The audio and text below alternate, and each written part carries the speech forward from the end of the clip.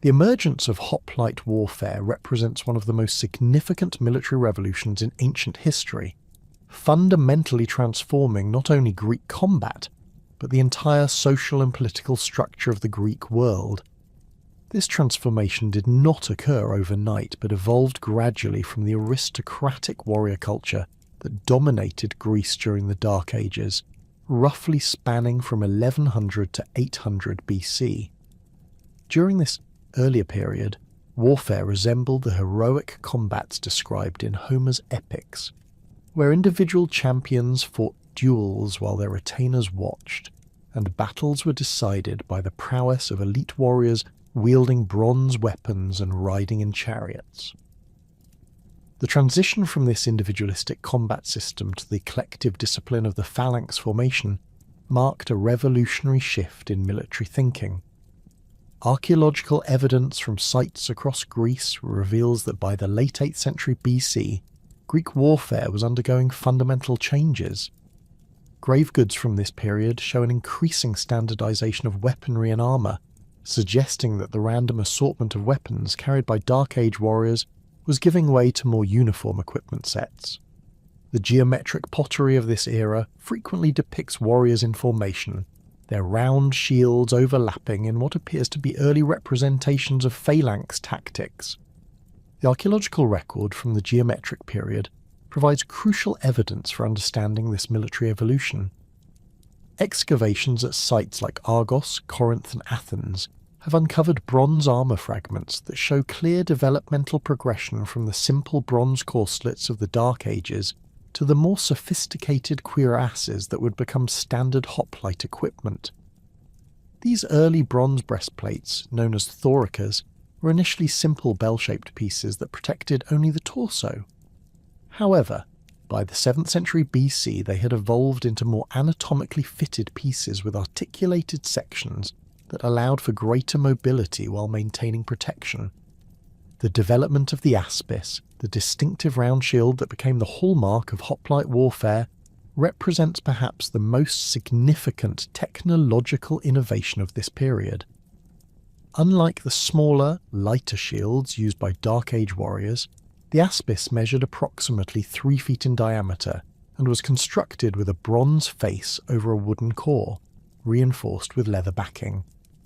The shield's most revolutionary feature was its double grip system, a central armband through which the warrior thrust his left arm, and a rim grip held by the left hand.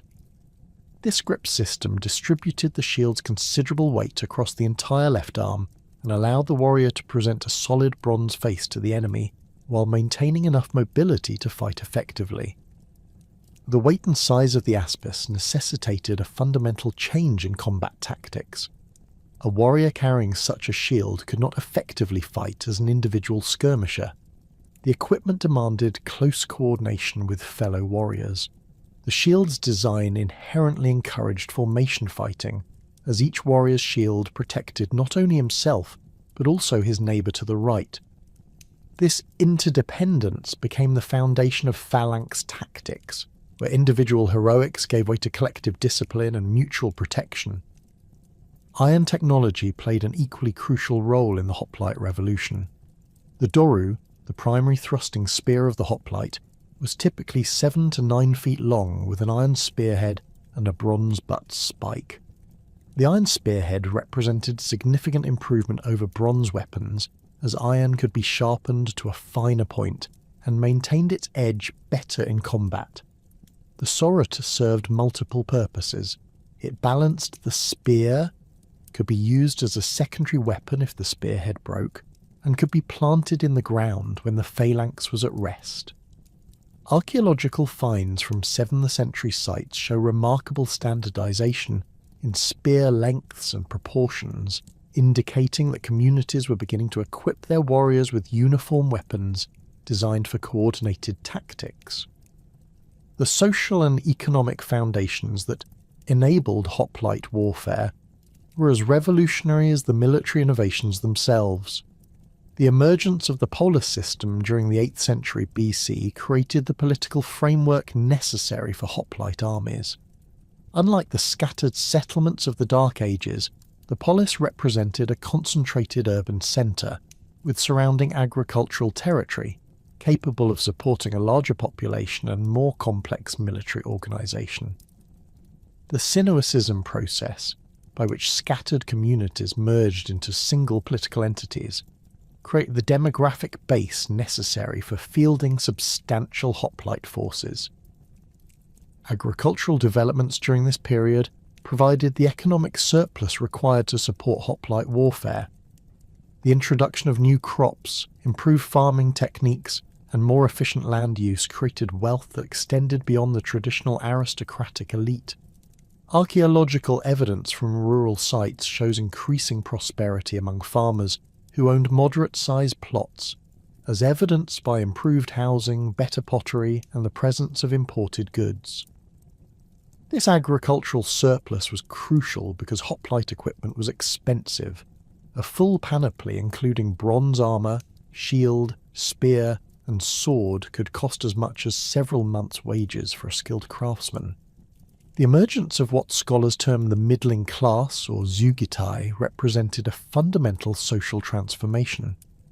These were farmers who owned enough land to support themselves and their families, while generating sufficient surplus to purchase hoplite equipment.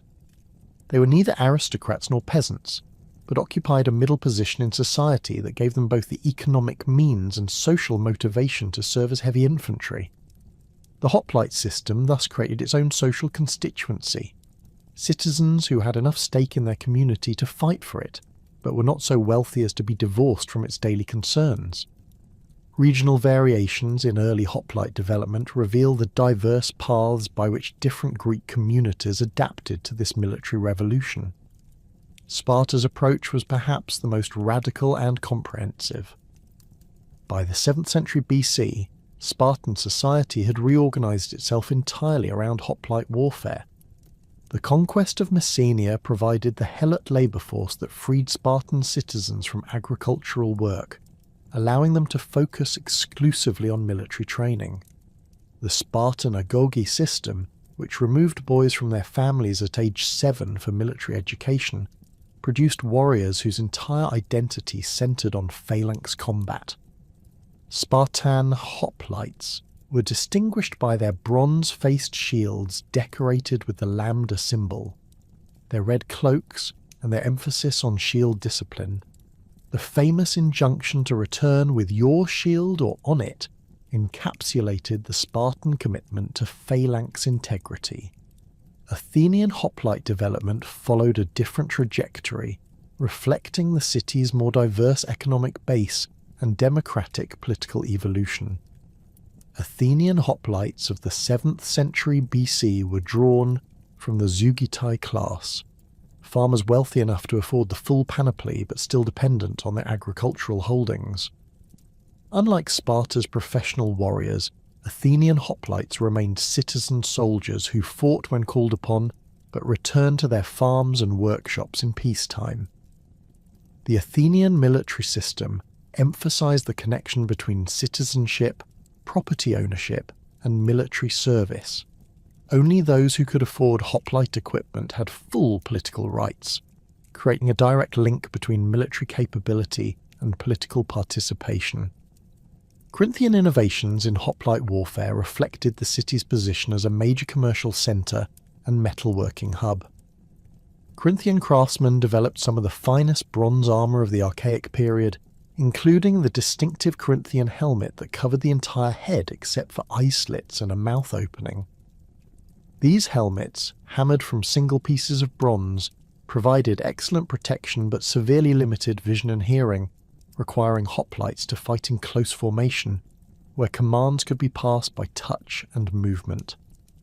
Corinthian armour workshops exported their products throughout the Greek world, standardizing equipment and spreading tactical innovations. The Corinthian approach to hoplite warfare also emphasized the role of the tyrant in military organization. Cypselus and his successors used hoplite forces to maintain power, creating professional units that were more loyal to the ruling family than to the broader citizen body. This model influenced other Greek cities where tyrants arose during the 7th and 6th centuries BC. demonstrating how hoplite warfare could serve different political systems while maintaining its basic tactical principles. Archaeological evidence from sanctuaries across Greece provides additional insight into regional variations in hoplite development. Votive offerings of armour and weapons at sites like Olympia, Delphi, and the Herion of Argos show distinct regional styles and preferences. Argive craftsmen specialised in bronze corselets with elaborate decorative elements, while Boeotian workshops produced distinctive shield blazons and helmet crests. These regional variations were not merely aesthetic, but reflected different tactical emphases and combat traditions that would persist throughout the classical period. The technological innovations of the 7th century BC extended beyond individual equipment to encompass battlefield tactics and formation discipline. Early phalanx formations were likely less rigid than their classical successors, with warriors arranged in loose files and ranks that could adapt to terrain and circumstances. However, the basic principle of mutual protection through overlapping shields required unprecedented coordination and training. Communities began developing drill procedures and command structures to manage these larger, more complex military formations. The economic implications of hoplite warfare extended far beyond the initial equipment costs. Communities had to develop systems for maintaining and replacing armour, training warriors, and organising military campaigns. The rise of specialised craftsmen producing military equipment created new economic sectors, while the need for bronze and iron drove expanded trade networks. Cities began stockpiling weapons and armour, creating the first military arsenals and establishing the economic infrastructure necessary for sustained warfare. The transformation of Greek warfare from individual combat to coordinated phalanx fighting required a complete reimagining of battlefield tactics, equipment design, and military training. By the 7th century BC, the basic elements of hoplite warfare had coalesced into a sophisticated system that would dominate Mediterranean battlefields for centuries.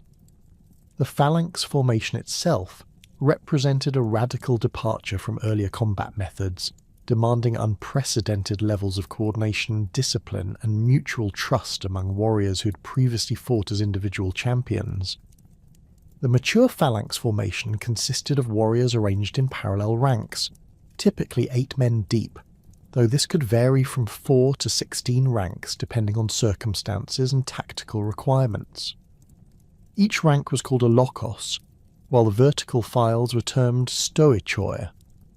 The front rank, known as the promochoi, bore the primary responsibility for engaging the enemy, while subsequent ranks provided physical and psychological support through the crucial mechanism of orthismos, the coordinated pushing that became the defining characteristic of phalanx combat.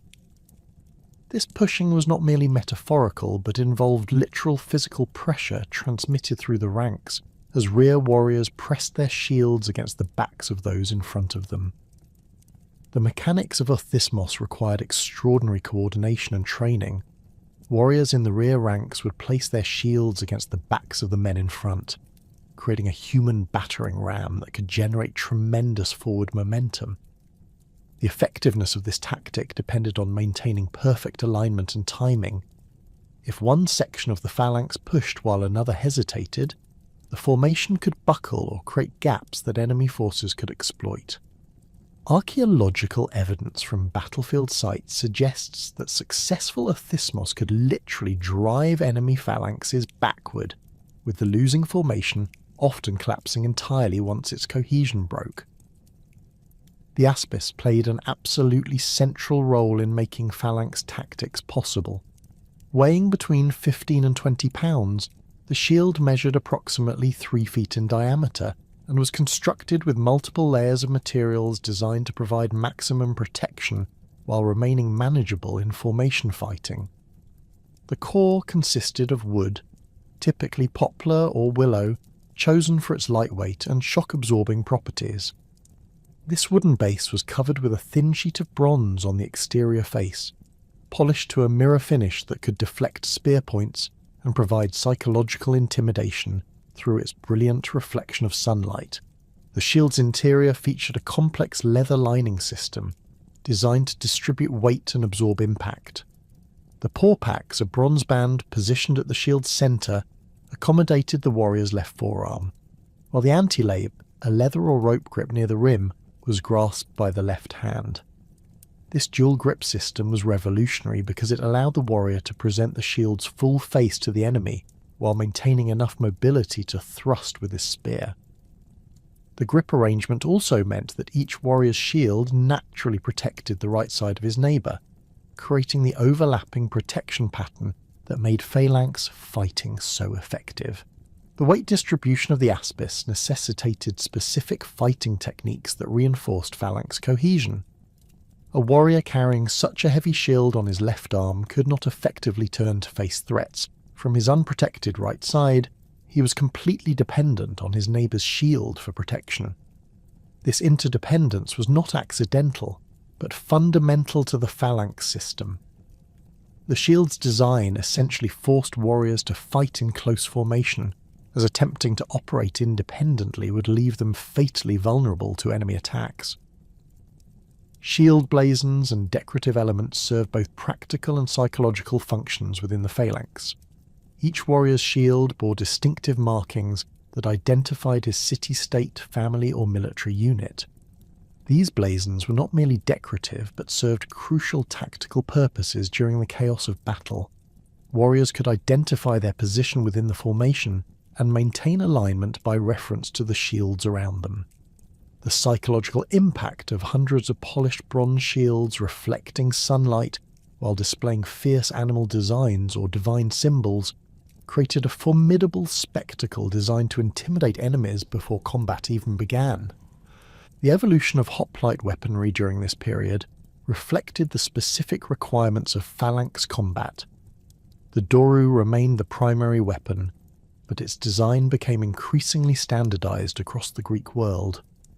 The optimal length settled at approximately 8 feet, long enough to reach enemy warriors across the gap between opposing phalanxes, but short enough to be wielded effectively in close formation.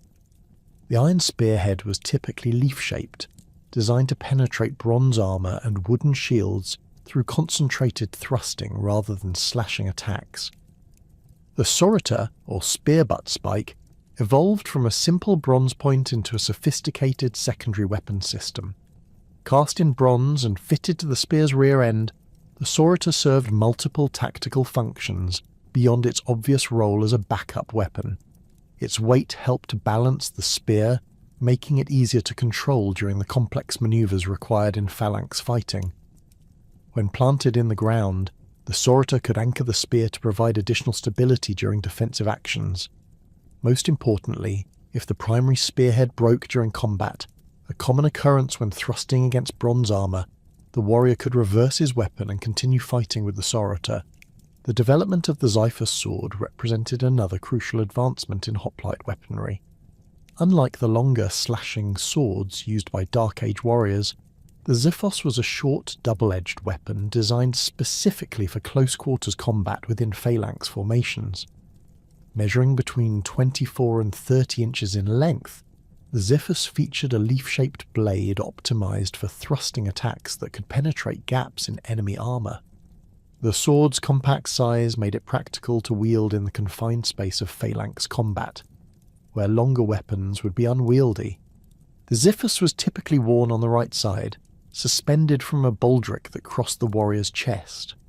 This positioning allowed for quick deployment when the primary spear became unusable, while keeping the weapon out of the way during normal phalanx maneuvers.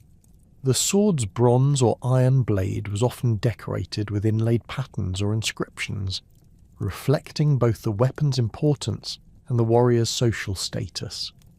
Archaeological finds from sanctuary sites reveal that many Zophoi were dedicated as votive offerings, indicating their significance beyond mere utility. Bronze cuirass development during this period showed remarkable sophistication in both protective capability and manufacturing technique. The bell cuirass, which dominated early hoplite armour, consisted of a single bronze sheet hammered into shape to protect the torso from neck to waist. Skilled bronze workers could create these cuirasses from sheets less than 2 millimeters thick, while maintaining sufficient strength to deflect spear thrusts and sword cuts. The cuirass was typically decorated with anatomical details, stylized musculature, nipples, and even naval details that serve both aesthetic and practical functions by helping to deflect blows away from the body. The attachment system for bronze cuirasses required careful engineering to balance protection with mobility. Side hinges allowed the front and back plates to open for donning and doffing, while leather straps and bronze pins secured the armour during combat. Shoulder guards, when present, were articulated to permit the full range of motion required for spear thrusting and shield manipulation. The interior of the cuirass was lined with leather or fabric padding to prevent chafing and distribute impact forces across the warrior's torso. Greaves represented the final major component of standardized hoplite armor. These bronze leg protectors covered the shins from knee to ankle, areas particularly vulnerable to low spear thrusts aimed beneath the shield. Greek bronze workers developed sophisticated techniques for shaping greaves to fit individual warriors' legs, creating custom protection that remained secure during the violent movements of phalanx combat. The greaves were typically held in place by their own spring tension, moulded to grip the warrior's legs without requiring additional straps or fastenings that might come loose during battle. The manufacturing of greaves required exceptional skill, as the bronze had to be shaped to accommodate the complex curves of the human leg while maintaining structural integrity. Archaeological examples show evidence of careful hammering and annealing techniques that created armour pieces both protective and comfortable. Many greaves featured decorative elements, gorgon heads, geometric patterns or divine symbols that enhanced their psychological impact while demonstrating the warrior's wealth and status. Training methods for hoplite warfare underwent revolutionary development during this period, transforming citizen farmers into effective heavy infantry capable of executing complex battlefield maneuvers. The gymnasium system, originally developed for athletic competition, was adapted to provide military training that emphasized the physical conditioning and coordination required for phalanx combat. These training facilities featured running tracks, wrestling areas, and open spaces suitable for formation drill, creating standardized environments where warriors could develop the skills necessary for effective phalanx fighting. Physical conditioning for hoplite warfare required specific types of strength and endurance training. Warriors needed the upper body strength to wield their heavy shields and spears for extended periods, the leg strength to maintain formation while pushing forward during orthismos, and the cardiovascular endurance to fight effectively while wearing bronze armour in Mediterranean heat. Training regimens included running in full armour, spear and shield drills, and wrestling exercises designed to develop the core strength essential for maintaining balance during phalanx combat. Formation drill represented the most crucial aspect of hoplite training, as individual skill meant little without the ability to coordinate with fellow warriors. Training exercises focused on maintaining proper spacing, close enough for shield overlap but far enough apart to allow weapon manipulation, while executing basic maneuvers such as advancing, retreating, and wheeling. Warriors practiced responding to drum beats and trumpet calls that would coordinate movement during actual combat, developing the instant reactions necessary for battlefield effectiveness. The role of drill instructors, often veterans of previous campaigns, became increasingly important as communities recognized the complexity of phalanx warfare. These experienced warriors taught not only individual techniques, but the subtle coordination skills that distinguished effective phalanx units from mere armed mobs. They emphasized the importance of maintaining formation integrity, even under extreme stress, drilling warriors in procedures for closing gaps created by casualties and maintaining cohesion during the chaos of actual combat. Military exercises evolved to include mock battles that simulated actual phalanx engagements. These training fights used blunted weapons and modified shields to allow realistic practice without causing serious injuries. Warriors learned to recognize the signs of impending phalanx collapse, the subtle shifts in pressure and alignment that preceded formation breakdown, and developed techniques for exploiting weaknesses in enemy formations. These exercises also taught the psychological aspects of phalanx warfare, helping warriors overcome the natural human reluctance to close with armed enemies. The development of command structures within phalanx formations required new approaches to military leadership and communication. Unlike earlier forms of warfare where individual champions could operate independently, phalanx combat demanded coordinated action that could only be achieved through clear command hierarchies and effective communication systems. Officers, typically drawn from the aristocratic class, were positioned throughout the formation to relay orders and maintain discipline during the stress of combat. Tactical innovations during this period included the development of specialized formations for different battlefield situations.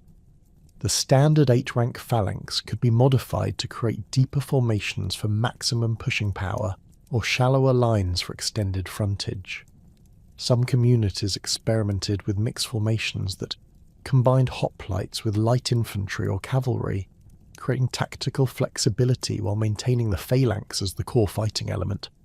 The psychological aspects of phalanx warfare became increasingly sophisticated as communities recognized the importance of morale and unit cohesion. Training programs included exercises designed to build mutual trust and confidence among warriors who would depend on each other for survival in combat. Religious ceremonies and oath-taking rituals reinforced the bonds between phalanx members, creating social and spiritual connections that complemented the tactical interdependence imposed by the equipment and formation requirements. The sophisticated phalanx formations and tactical innovations developed during the 7th century BC were first tested on a large scale during the Lelantine War, a protracted conflict between the powerful Euboean cities of Chalcis and Eretria that erupted around 710 BC. This war marked a watershed moment in Greek military history, representing the first major interstate conflict where organised hoplite warfare played a decisive role rather than serving as a supplement to traditional aristocratic combat. The fertile Lelantine plain, stretching between these two cities on the island of Euboea, had long been a source of tension due to its exceptional agricultural productivity and strategic position, controlling trade routes between mainland Greece and the Aegean islands. Archaeological evidence from the Lelantine plain reveals the intensity and scale of this conflict. Excavations have uncovered numerous bronze spearheads, shield fragments, and armour pieces dating to the early 7th century BC, scattered across what were clearly major battlefield sites. The density and distribution of these artefacts suggest pitched battles involving hundreds of warriors arranged in formal phalanx formations, rather than the smaller skirmishes characteristic of earlier Greek warfare. Particularly significant are the discoveries of standardized equipment sets, groups of weapons and armor pieces that show remarkable uniformity in design and manufacture, indicating that both cities had developed systematic approaches to equipping their hoplite forces. The Lelantine War drew in allies from across the Greek world, transforming what began as a local territorial dispute into the first pan-Hellenic conflict of the Archaic period. Chalcis secured support from Sparta, Corinth, and several cities in Magna Graecia, while Eretria allied with Athens, Aegina, and Miletus. This alliance system demonstrated how hoplite warfare had created new strategic possibilities. Cities could now project military power over greater distances because phalanx formations provided reliable tactical effectiveness that justified the expense and risk of distant campaigns. The standardization of hoplite equipment also meant that Allied forces could operate together more effectively than had been possible with the diverse warrior traditions of the Dark Ages. The tactical lessons learned during the Lelantine War spread rapidly throughout the Greek world through returning veterans and military observers.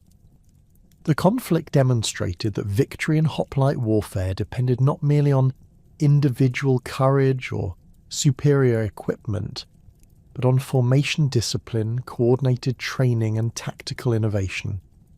Chalcidian forces, supported by Spartan military advisors, developed techniques for maintaining phalanx cohesion across the uneven terrain of the Lelantine plain. while Eritrean commanders experimented with combined arms tactics that integrated light infantry and cavalry with their hoplite corps. The war's duration, lasting nearly a decade according to later sources, provided unprecedented opportunities for tactical experimentation and refinement. Both sides developed specialized formations for different battlefield situations. Deeper phalanxes for maximum pushing power during a thismos, extended lines for controlling larger areas of the battlefield, and refused flanks for defensive operations. These innovations were preserved in military traditions and training manuals that influenced hoplite warfare throughout the Archaic period.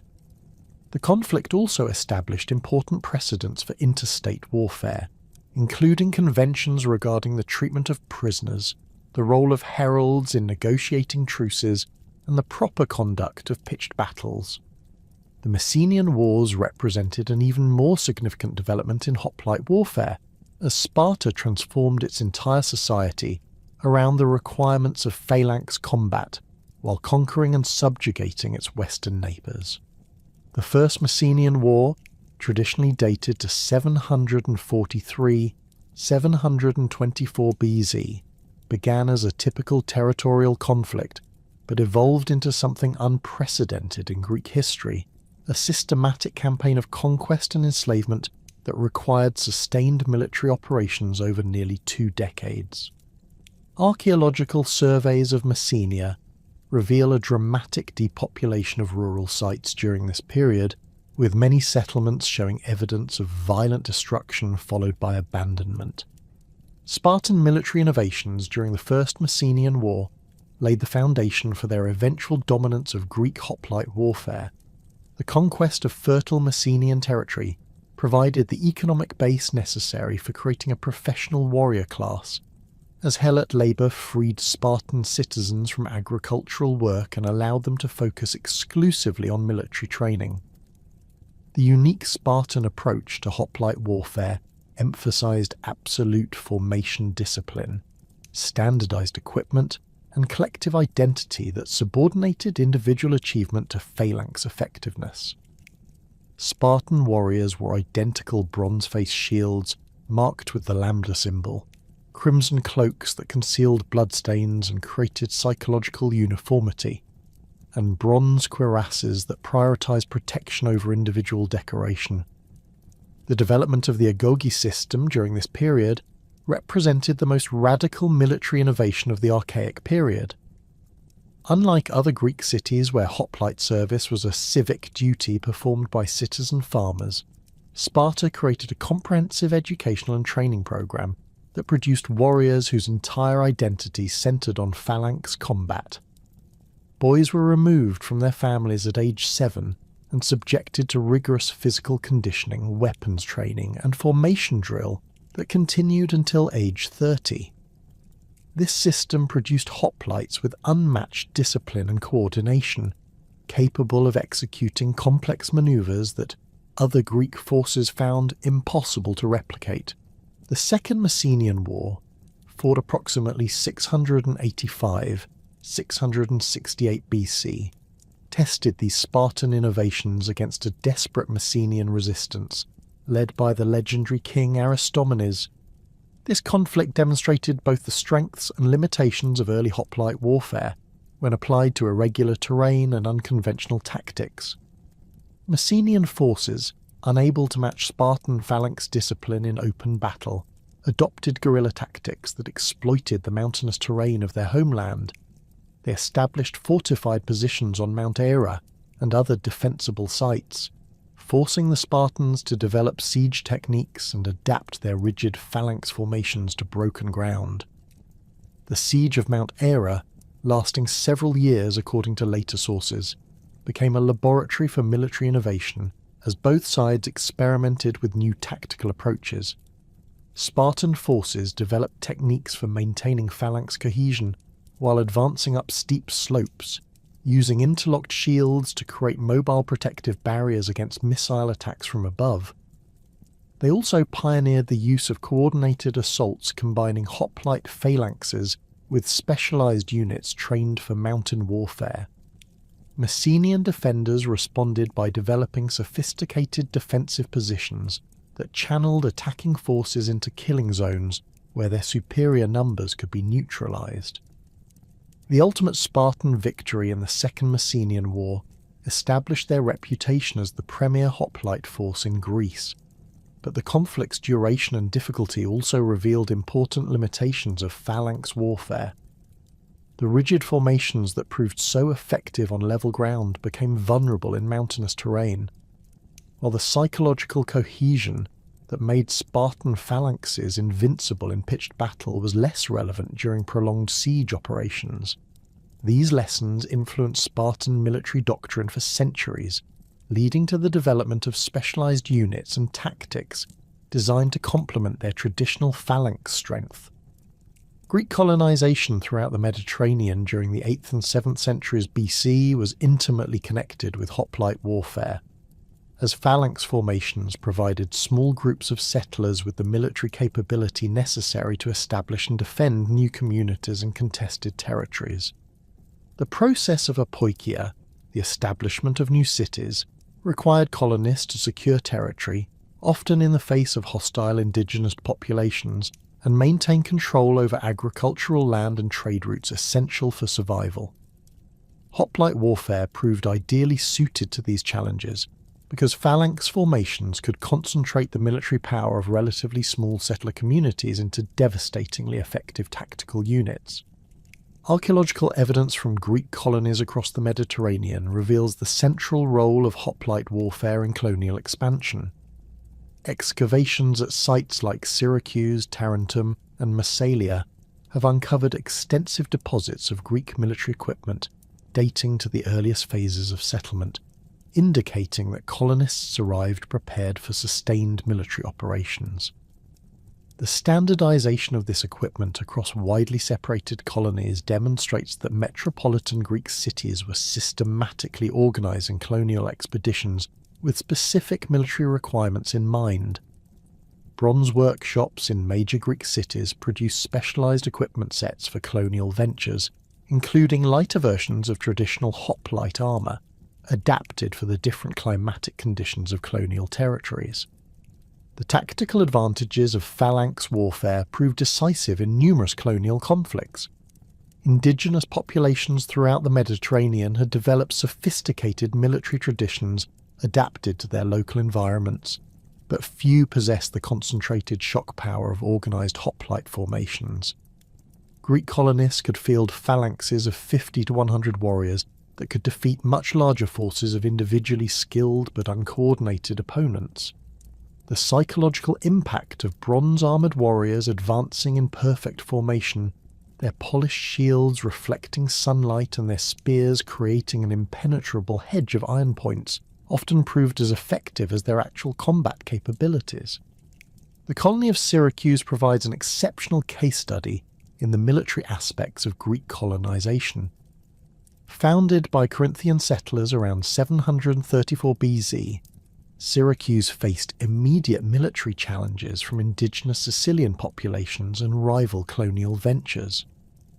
Archaeological evidence from the earliest phases of the settlement reveals sophisticated fortifications designed specifically to accommodate hoplite warfare, including wide gates that allowed phalanx formations to deploy rapidly and defensive walls positioned to provide optimal fields of fire for spear-armed defenders.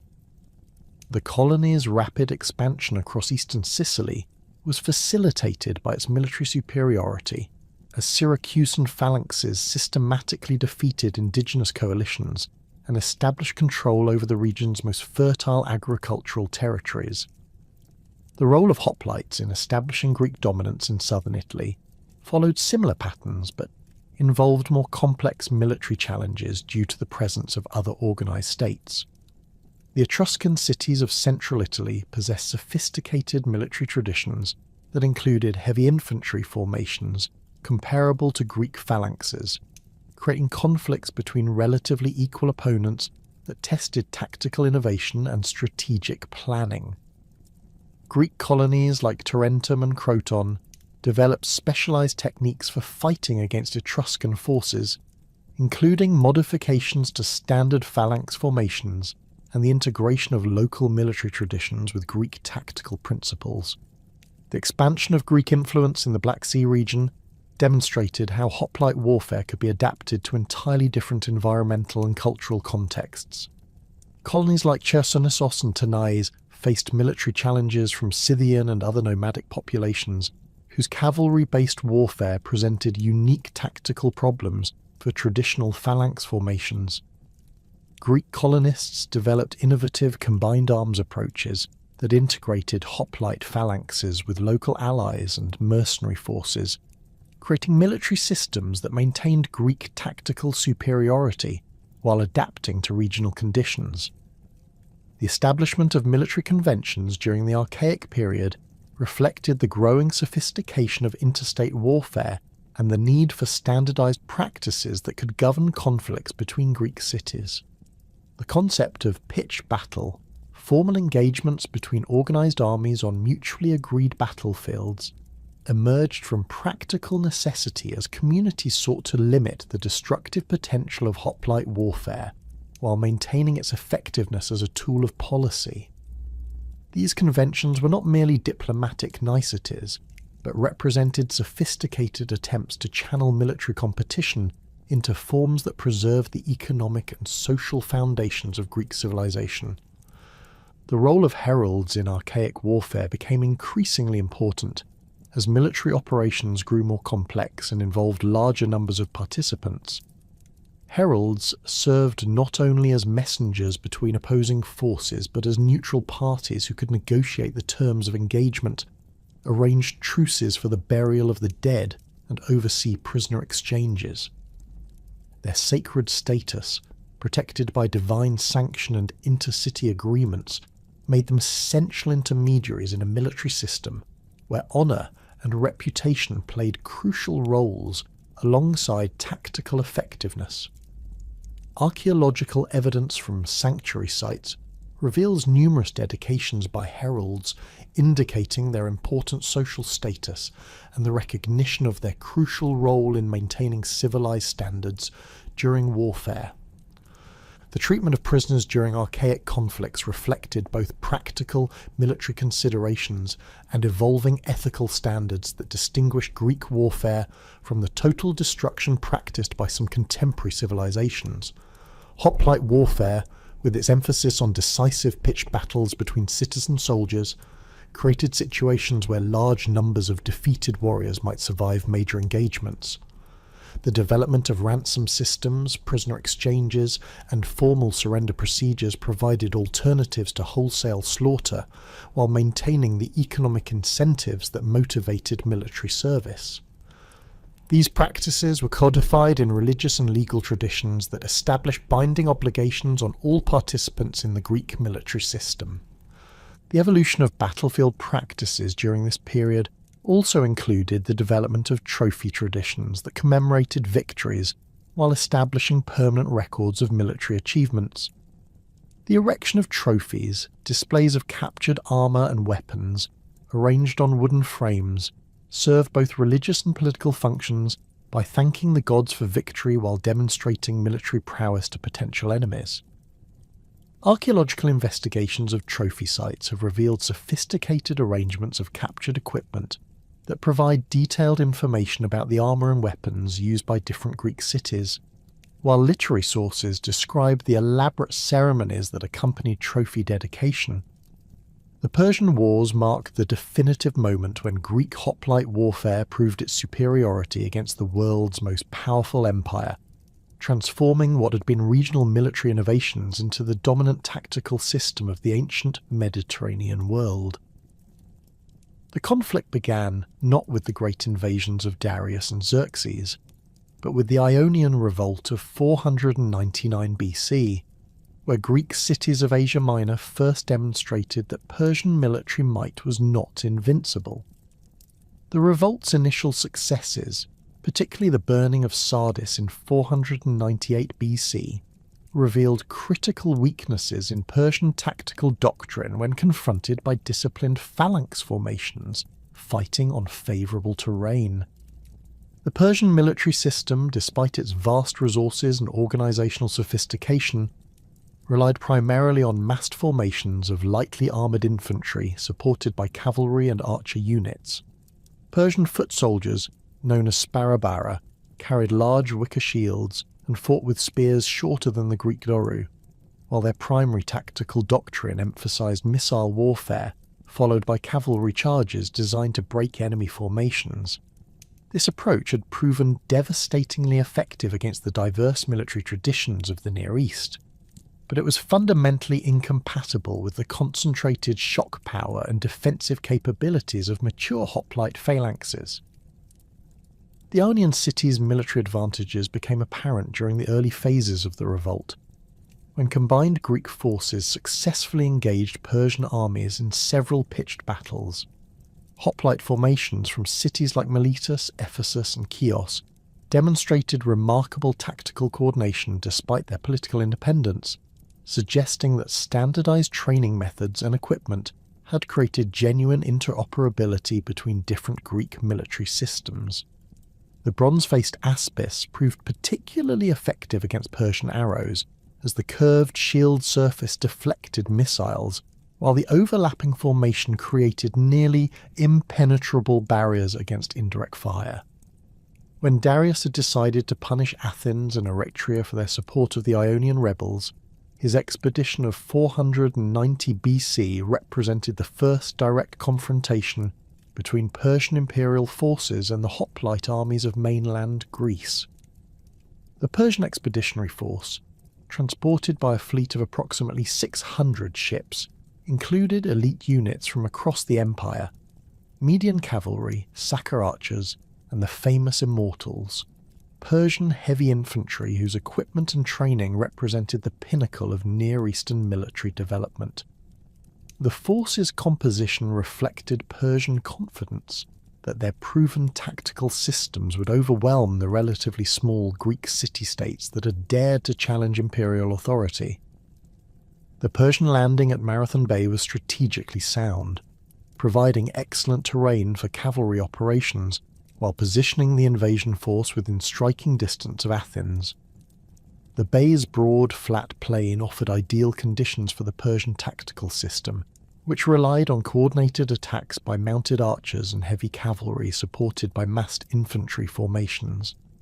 Persian commanders, led by Artaphernes and Datis, had carefully studied Greek military capabilities during the Ionian campaigns and believed they understood the limitations of phalanx warfare when confronted by superior numbers and tactical flexibility. Miltiades' tactical analysis of the Persian deployment revealed both the strengths and vulnerabilities of the enemy force. The Persian formation, arranged in traditional depth with elite units in the centre and lighter troops on the flanks, presented a formidable appearance but contained inherent weaknesses that could be exploited by innovative Greek tactics.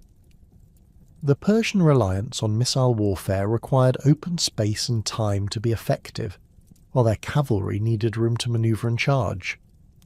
Most critically, Persian infantry formations lacked the lateral cohesion of Greek phalanxes, making them vulnerable to coordinated attacks that could exploit gaps in their line.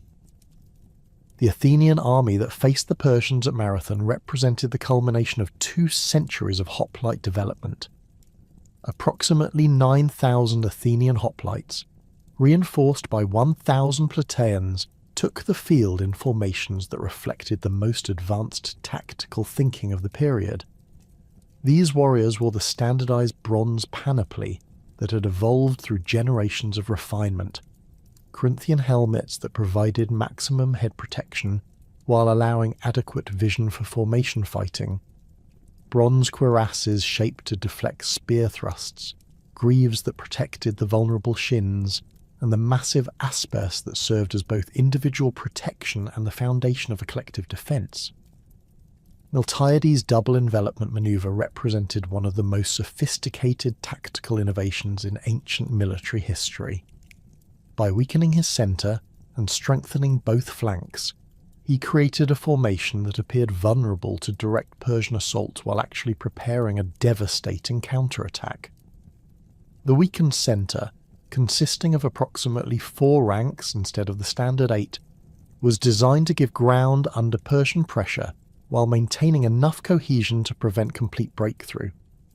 Meanwhile, the reinforced flanks arranged in formations up to 12 ranks deep possessed the mass and momentum necessary to crush Persian resistance and execute the planned encirclement.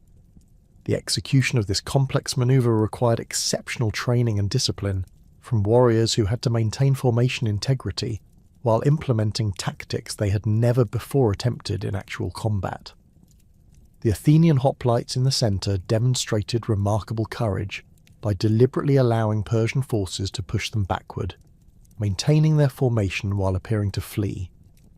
This tactical withdrawal required perfect coordination and absolute trust in their flanking units, as any premature collapse would have resulted in complete disaster. Archaeological evidence from the battlefield suggests that the retreat covered approximately 200 metres before the flanking attacks achieved their objectives. The effectiveness of hoplite armour against Persian arrows became dramatically apparent during the initial phases of the battle.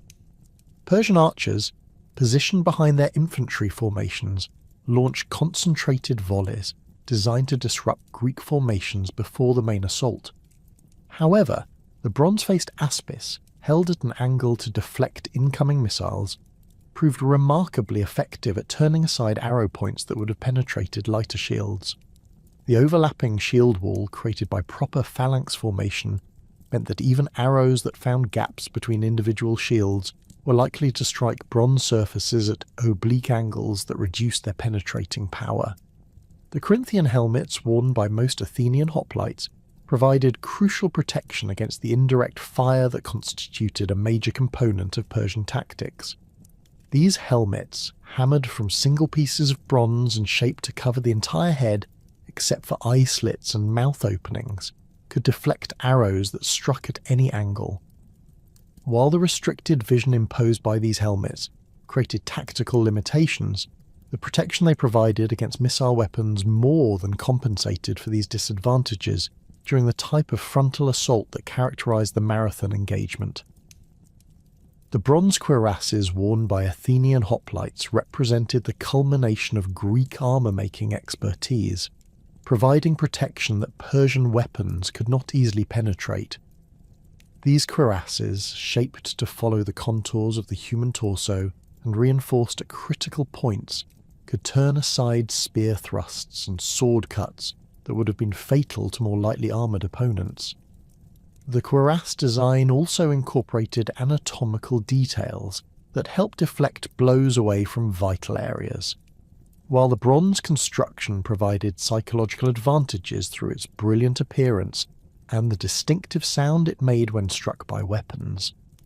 The psychological impact of the Greek victory at Marathon extended far beyond its immediate tactical significance, fundamentally altering the balance of power in the Eastern Mediterranean and establishing hoplite warfare as the dominant military system of the ancient world. The defeat of a major Persian expedition by a single Greek city-state demonstrated that imperial forces were not invincible and encouraged resistance movements throughout the Persian Empire. News of the victory spread rapidly through the Greek world via a network of messengers and merchant contacts, creating unprecedented unity among cities that had previously viewed Persian expansion as inevitable. The battle's aftermath revealed the strategic implications of hoplite superiority in pitched combat. Persian casualties, estimated by ancient sources at over 6,000 killed, represented a catastrophic loss of elite troops that could not be easily replaced. The death of numerous Persian nobles and officers disrupted command structures throughout the western satrapies, while the capture of substantial quantities of Persian equipment provided Greek armoursmiths with detailed knowledge of enemy capabilities and limitations. Most significantly, the victory demonstrated that Greek cities possessed the military capability to resist Persian expansion, transforming what had been a defensive struggle into a potential offensive opportunity. The 10 years between Marathon and Xerxes' Great Invasion witnessed intensive military preparations on both sides, as the conflict's scope expanded from a punitive expedition into a struggle for dominance over the entire Greek world. Persian military planners, analysing their defeat at Marathon, recognised that successful conquest of Greece would require overwhelming force and tactical innovations designed to counter hoplite advantages. Xerxes' massive expedition, involving forces drawn from across the Persian Empire and supported by the largest naval force ever assembled, represented an attempt to achieve victory through sheer scale rather than tactical superiority. Greek military preparations during this period reflected growing confidence in hoplite capabilities combined with realistic assessment of the challenges posed by Persian numerical superiority. The formation of the Hellenic League in 481 BC created unprecedented military cooperation between traditionally independent city-states, while standardized training programs ensured that Allied forces could operate effectively together. Archaeological evidence from this period reveals extensive weapons production and the stockpiling of bronze and iron throughout the Greek world, indicating systematic preparation for prolonged warfare. The strategic situation facing Greek forces in 480 BC required tactical innovations that could maximize the advantages of hoplite warfare, while compensating for severe numerical disadvantages. Thermopylae represented the ideal terrain for implementing these innovations, as the narrow pass eliminated Persian advantages in cavalry and archery, while creating conditions where small numbers of highly trained hoplites could hold off vastly superior forces. The position's geographical features, steep cliffs on one side and the sea on the other, meant that Persian forces could not deploy their full strength simultaneously and would be forced to attack frontally against prepared defensive positions. Leonidas' selection of the 300 Spartan warriors who would hold Thermopylae reflected sophisticated understanding of the psychological and tactical requirements for the mission. These warriors, all fathers of living sons to ensure their family lines would continue, represented the elite of Spartan hoplite forces.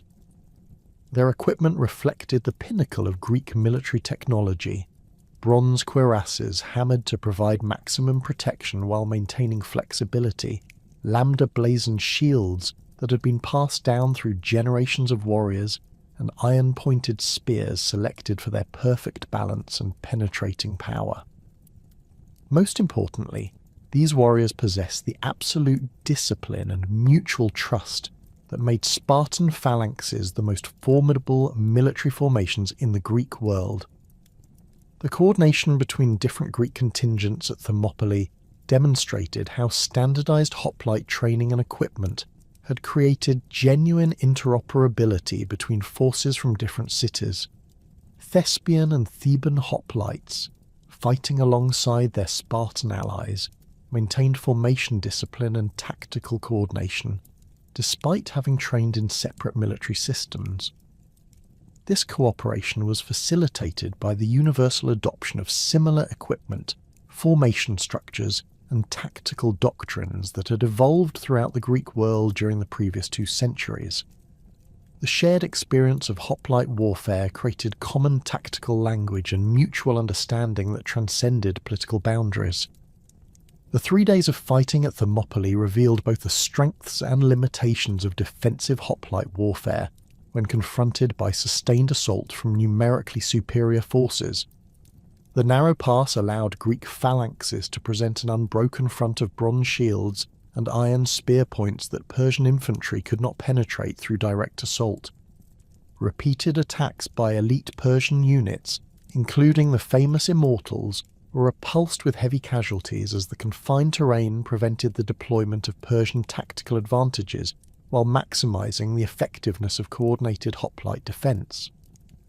The effectiveness of Spartan hoplite discipline became apparent in the systematic manner with which they rotated fresh warriors to the front ranks, maintained weapon sharpness through constant attention to equipment, and coordinated their movements through subtle signals that required no verbal communication. Archaeological evidence from the battlefield suggests that Greek defensive positions were carefully prepared with obstacles and terrain modifications designed to channel Persian attacks into killing zones where phalanx formations could achieve maximum effectiveness. The discovery of numerous Persian arrow points embedded in shield fragments indicates the intensity of missile attacks that Greek formations successfully withstood. The naval-land coordination that characterized Greek strategy during the Persian Wars represented a revolutionary development in ancient warfare, combining the tactical superiority of hoplite formations with the strategic mobility provided by Greek naval forces. The simultaneous battles of Thermopylae and Artemisium demonstrated sophisticated joint planning that maximized the effectiveness of limited Greek resources while exploiting Persian vulnerabilities and coordinating operations between their army and navy.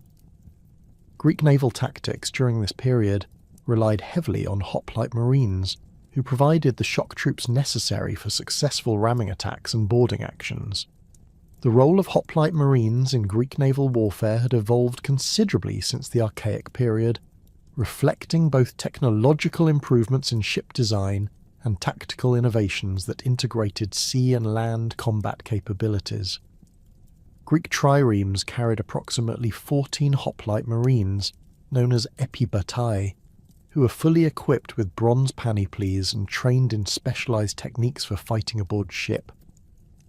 These marines served multiple functions. They provided missile protection for the ship's crew during approach maneuvers, conducted boarding attacks against enemy vessels, and could be rapidly deployed for amphibious operations that supported land-based campaigns. The Battle of Salamis demonstrated the crucial importance of hoplite marines in achieving naval victory against numerically superior Persian forces. Greek tactical doctrine relied on ramming attacks that required precise maneuvering and perfect timing, but the success of these attacks often depended on the ability of hoplite marines to prevent enemy crews from recovering and counterattacking. Archaeological evidence from shipwrecks of this period reveals the sophisticated equipment carried by naval hoplites, including modified shields designed for shipboard use and specialized weapons optimized for the confined spaces of naval combat. The coordination between Greek naval forces and land-based armies reached its pinnacle during the campaign that culminated at Plataea in 479 BC. Pausanias's strategy for the final confrontation with Mardonius required precise timing between naval operations that prevented Persian reinforcement by sea and land maneuvers, that forced the Persian army into a decisive engagement on terrain favourable to hoplite tactics. The Greek army that assembled for this campaign represented the largest coordinated hoplite force ever fielded, with contingents from over 30 cities maintaining tactical cooperation despite their diverse political backgrounds. The tactical coordination demonstrated at Plataea reflected the maturation of Greek military doctrine and the standardization of hoplite warfare throughout the Greek world. Allied contingents, despite representing cities with different political systems and military traditions, maintained formation discipline and executed complex maneuvers that required unprecedented levels of inter-unit cooperation. This coordination was facilitated by standardized equipment that allowed warriors from different cities to fight effectively together, common training methods that created shared tactical understanding, and command structures that could integrate diverse forces into coherent operational units. Pausanias's decisive victory over Mardonius represented the culmination of hoplite tactical development and demonstrated the complete superiority of Greek military methods over Persian imperial forces. The battle's outcome was determined by the disciplined advance of coordinated phalanxes that systematically destroyed Persian resistance through concentrated shock action. The death of Mardonius and the collapse of Persian morale following his fall illustrated the vulnerability of command structures that depended on individual leadership rather than the collective discipline that characterized Greek military organization. The long-term consequences of Persian war victories extended far beyond their immediate military significance, fundamentally reshaping the political and cultural landscape of the ancient Mediterranean world. Greek confidence in hoplite capabilities, validated by victories against the world's most powerful empire, encouraged ambitious expansion that would eventually create the conditions for Alexander's conquests. The establishment of Athenian naval supremacy, supported by the hoplite power that had proven decisive against Persian forces, created new possibilities for projecting Greek influence throughout the Mediterranean basin. The transformation of Athens into a naval empire represented a revolutionary development in Greek political organisation, combining traditional hoplite military capabilities with unprecedented naval power that could dominate maritime trade routes and project force across vast distances. The Delian League, originally formed as a defensive alliance against Persian resurgence, evolved into an Athenian empire that used hoplite garrisons and naval bases to control allied cities and extract tribute that funded further military expansion. This imperial system demonstrated how hoplite warfare could be adapted to support sustained occupation and administration of conquered territories. The standardization of hoplite equipment and tactics throughout the Greek world during this period created the foundation for future military developments that would eventually spread Greek military methods throughout the ancient world. The success of Greek arms against Persian forces encouraged widespread adoption of hoplite warfare by non-Greek populations, while Greek military advisors and mercenary forces carried their tactical knowledge to regions far beyond the traditional boundaries of Greek civilization. This military influence represented one of the most significant cultural exports of the Greek world, fundamentally altering military practices throughout the Mediterranean basin and establishing tactical principles that would influence warfare for centuries to come. The decisive Greek victories over Persian forces fundamentally transformed Athens from a regional power into the dominant force in the Aegean world, creating unprecedented opportunities for military expansion and political influence. The establishment of the Delian League in 478 BC marked the beginning of a new era in Greek warfare, where traditional hoplite tactics would be adapted to serve imperial ambitions across the Mediterranean. The League's original defensive purpose, protecting Greek cities from Persian resurgence, quickly evolved into an offensive instrument that projected Athenian power through coordinated naval and land operations spanning from the Black Sea to Egypt. The organisational structure of Athenian hoplite forces during this period reflected both democratic political principles and practical military requirements for sustained imperial warfare. The traditional tribal system, established during Cleisthenes' reforms, provided the foundation for military organisation through 10 tribal regiments known as taxis. Each tribe contributed one regiment commanded by a taxiarch elected annually by the tribal assembly, creating a direct connection between political participation and military leadership.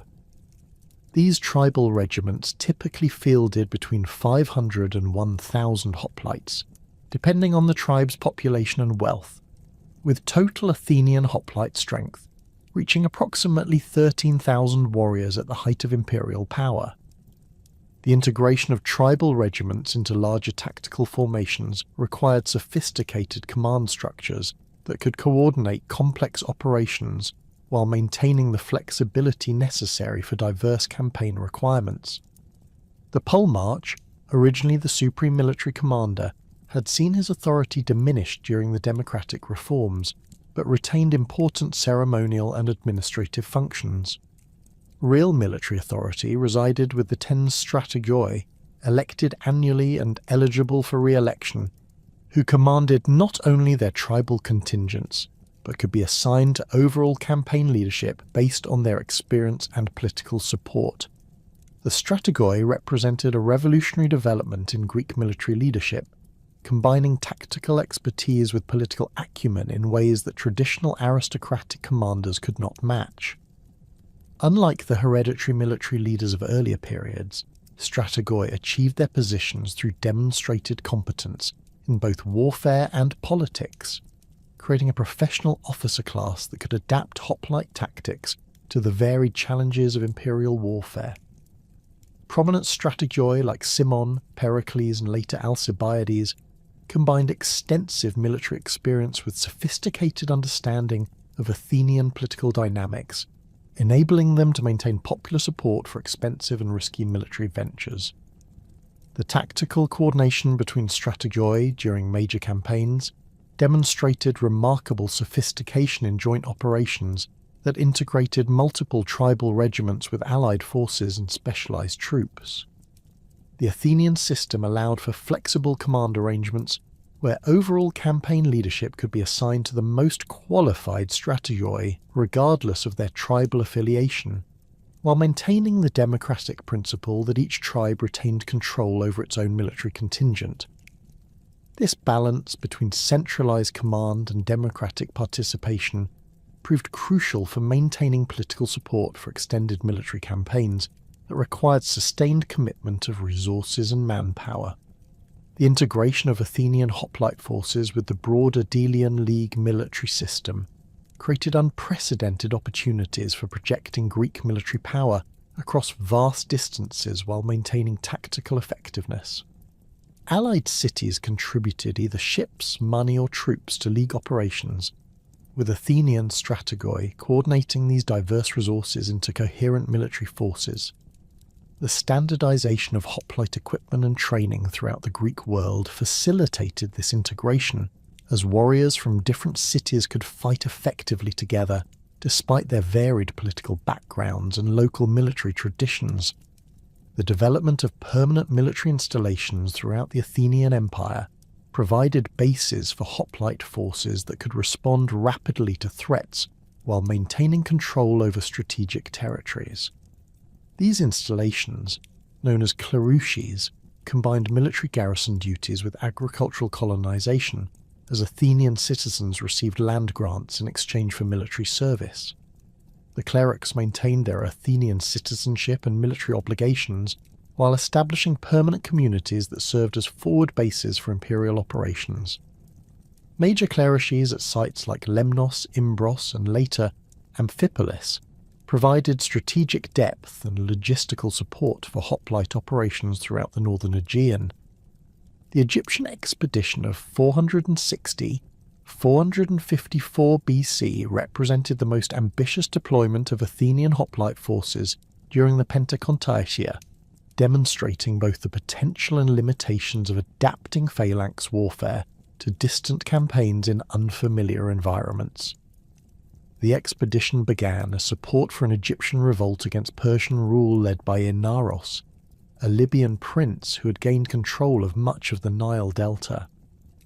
Athenian involvement reflected the strategic vision of Pericles and other leaders who recognized that successful operations in Egypt could severely damage Persian power while securing access to Egyptian grain supplies that were becoming increasingly important for Athenian food security. The initial phase of the Egyptian campaign showcased the effectiveness of combined Athenian naval and hoplite operations when deployed against Persian forces adapted to different tactical traditions. Athenian hoplites, transported by a fleet of 200 triremes, established control over Memphis and the surrounding region through coordinated amphibious assaults that exploited Persian vulnerabilities in river warfare. The flat terrain of the Nile Delta provided ideal conditions for phalanx operations, while Persian forces struggled to adapt their cavalry-based tactics to the marshy ground and numerous waterways that characterized the operational environment. The tactical challenges faced by Athenian hoplites in Egypt revealed the complexities of adapting traditional Greek warfare to non-Mediterranean environments. The extreme heat required modifications to standard bronze armour, with many warriors adopting lighter equipment that provided adequate protection while preventing heat exhaustion during extended operations. The prevalence of missile troops among Egyptian and Persian forces necessitated tactical innovations that integrated light infantry and archers with traditional phalanx formations, creating combined arms units that could operate effectively against enemies who avoided direct confrontation with heavy infantry. The siege operations that characterized much of the Egyptian campaign demonstrated how Athenian military engineers had developed sophisticated techniques for adapting hoplite warfare to urban combat. The siege of Memphis required coordinated attacks by phalanx formations against fortified positions, supported by specialized siege equipment and engineering works that reflected growing Athenian expertise in siege warfare. Archaeological evidence from contemporary siege sites reveals the development of standardized siege techniques that combined traditional hoplite assault methods with innovative engineering solutions designed to overcome sophisticated fortifications. The ultimate failure of the Egyptian expedition, culminating in the disaster at Prosopitis Island in 454 BC, provided crucial lessons about the limitations of hoplite warfare when extended beyond its optimal operational parameters. The Persian counteroffensive, led by Megabyzus, demonstrated superior logistical capabilities and tactical flexibility that gradually isolated Athenian forces from their naval support. The loss of approximately 6,000 Athenian and allied hoplites represented a catastrophic defeat that forced fundamental reassessment of imperial military strategy and highlighted the risks inherent in distant campaigns that stretched Athenian resources beyond sustainable limits. The Eurymedon campaign of 469 BC represented a more successful example of Athenian imperial warfare, demonstrating how coordinated naval and hoplite operations could achieve decisive strategic objectives when properly planned and executed.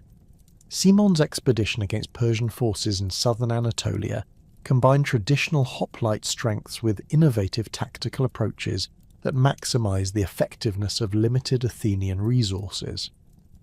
The campaign's success established Athenian control over the southern and Anatolian coast, while demonstrating the potential for sustained offensive operations against Persian imperial forces. The tactical coordination demonstrated at Eurymedon revealed the maturation of Athenian military doctrine and the development of specialized techniques for combined operations. Athenian hoplites, transported by the largest Greek fleet assembled since Salamis, conducted simultaneous land and sea operations that prevented Persian forces from concentrating their defences. The land battle featured innovative phalanx formations adapted to broken terrain, while the naval engagement showcased the effectiveness of hoplite marines in boarding actions against Persian vessels. The integration of allied forces during the Eurymedon campaign demonstrated how Athenian military leadership had developed sophisticated methods for coordinating diverse contingents into effective operational units.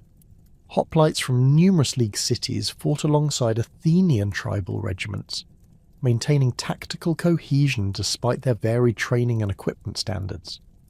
This coordination was facilitated by standardized command procedures and tactical signals that had evolved through extensive joint training exercises and previous campaign experience. The suppression of allied revolts represented a different category of military challenge that required Athenian hoplite forces to adapt their tactics for operations against fellow Greeks who possessed similar military capabilities and tactical knowledge. The revolt of Naxos in 470 BC marked the first major test of Athenian resolve in maintaining League discipline, while the subsequent rebellion of Thasos in 465 BC presented more serious military challenges that required sustained siege operations and complex diplomatic maneuvering.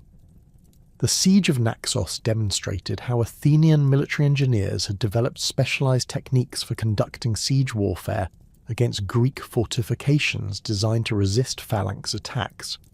The island's natural defences and well-constructed walls required innovative approaches that combined traditional hoplite assault methods with naval blockade operations that gradually strangled the defenders' supply lines. The successful reduction of Naxos established important precedents for future siege operations, while demonstrating Athenian commitment to maintaining League discipline through military force when necessary. The Thracian revolt presented more complex military challenges due to the island's strategic location, substantial resources, and extensive fortifications that had been constructed with Athenian technical assistance. Thracian hoplites, equipped and trained according to standard Greek methods, could match Athenian forces in direct combat while enjoying the defensive advantages provided by their island position.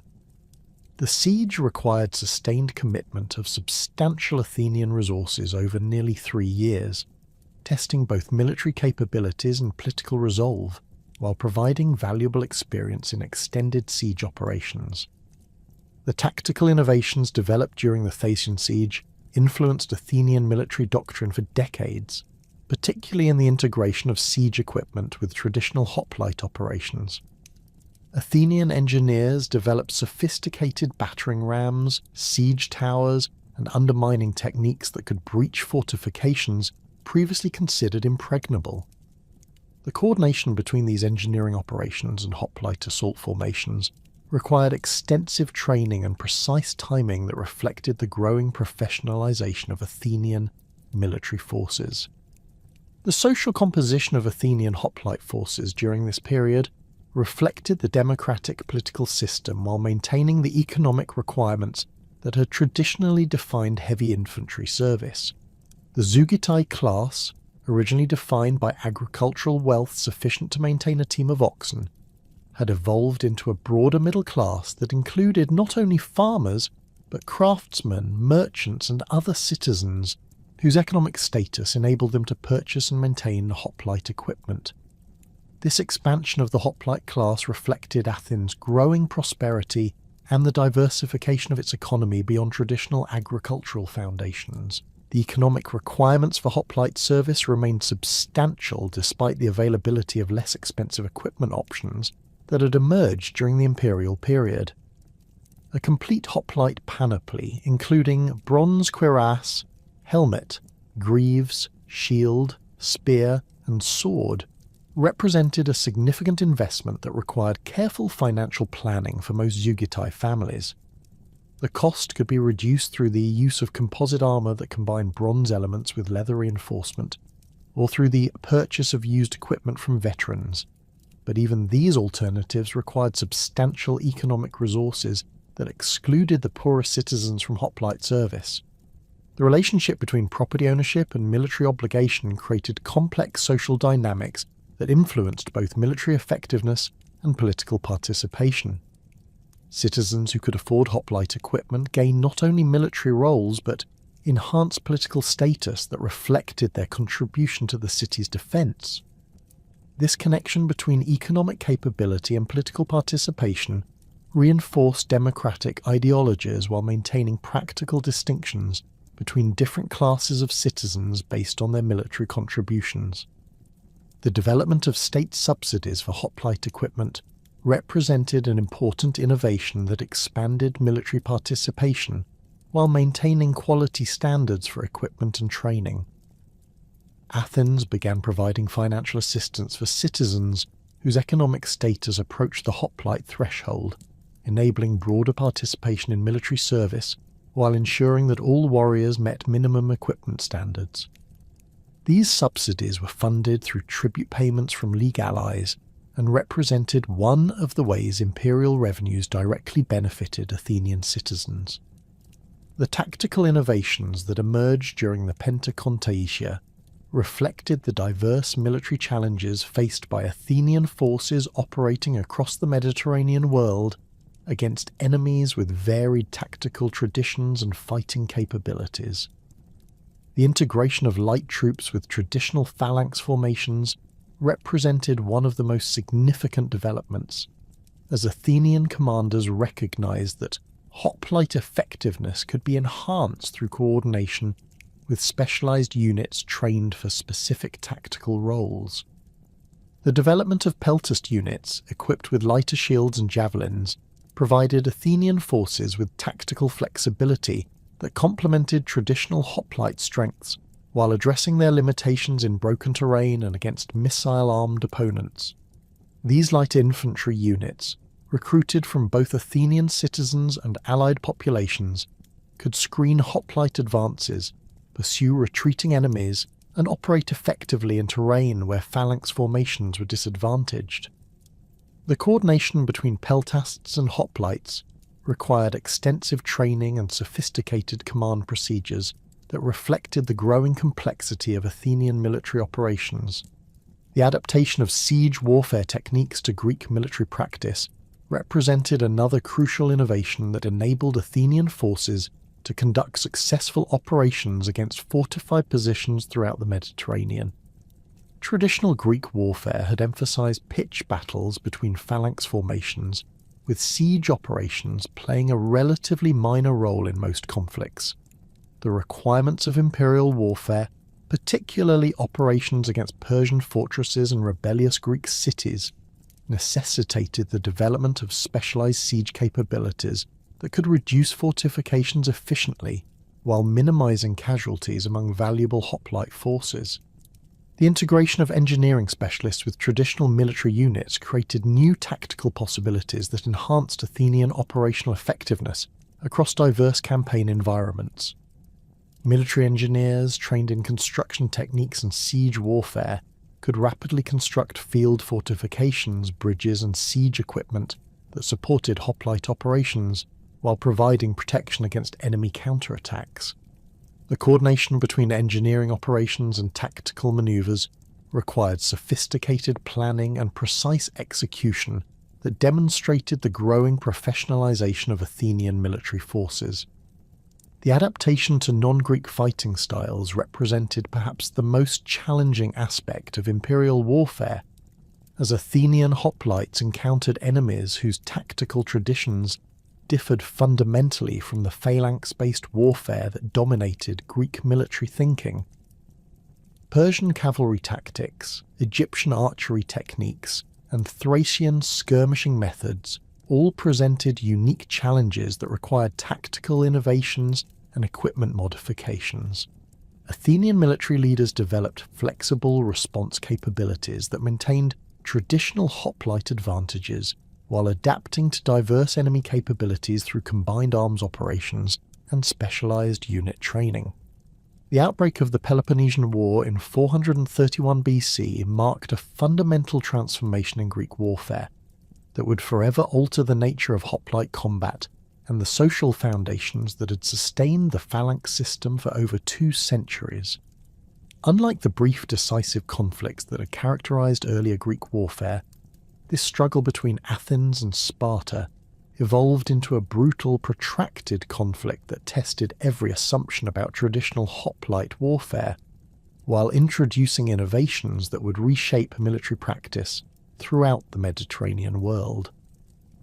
The war's unprecedented duration, spanning 27 years with only brief interludes of peace, created pressures that forced both sides to adapt their military systems in ways that fundamentally challenged the citizen-soldier ideal that had defined Greek warfare since the archaic period.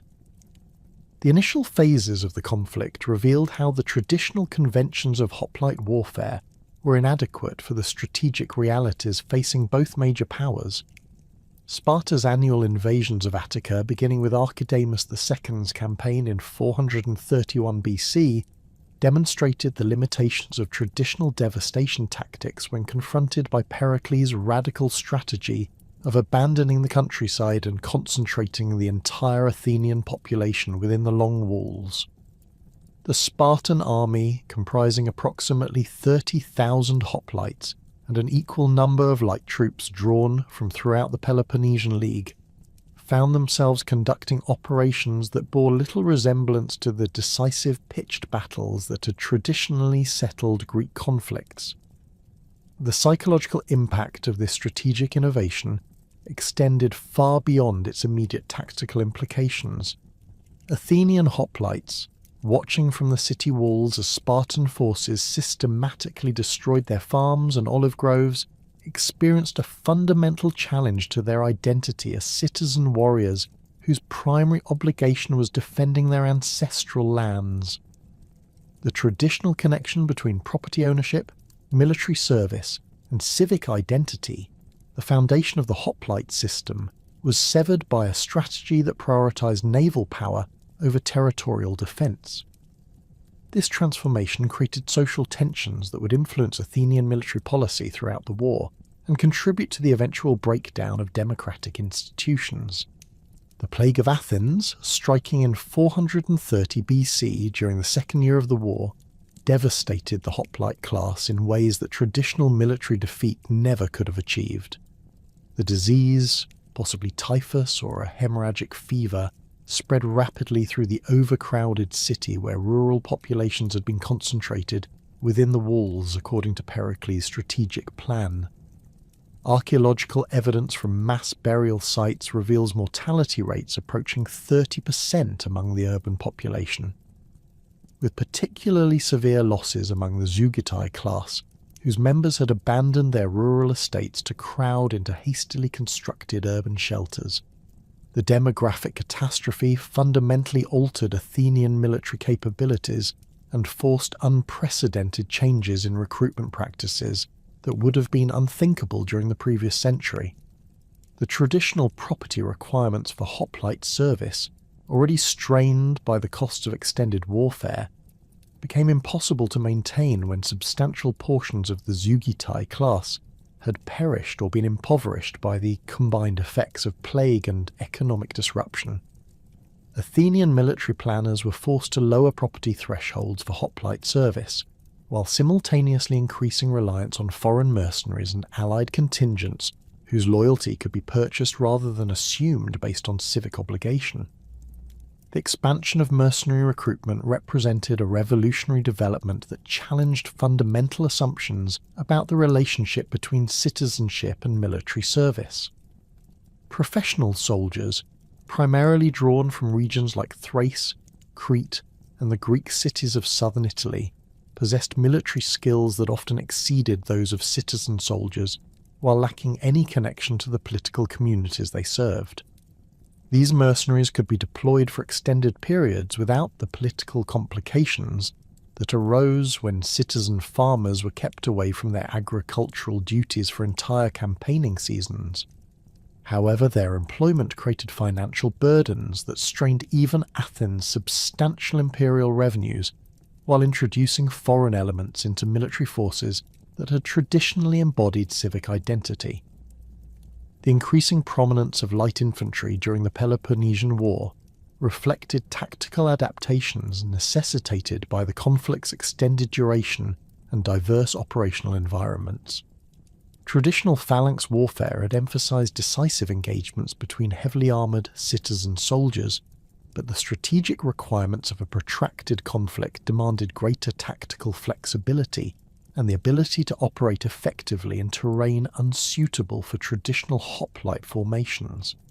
Peltasts, equipped with leather shields, javelins, and minimal armor, could pursue retreating enemies, screen hoplite movements, and conduct harassment operations that gradually wore down enemy forces without risking valuable heavy infantry in direct confrontation.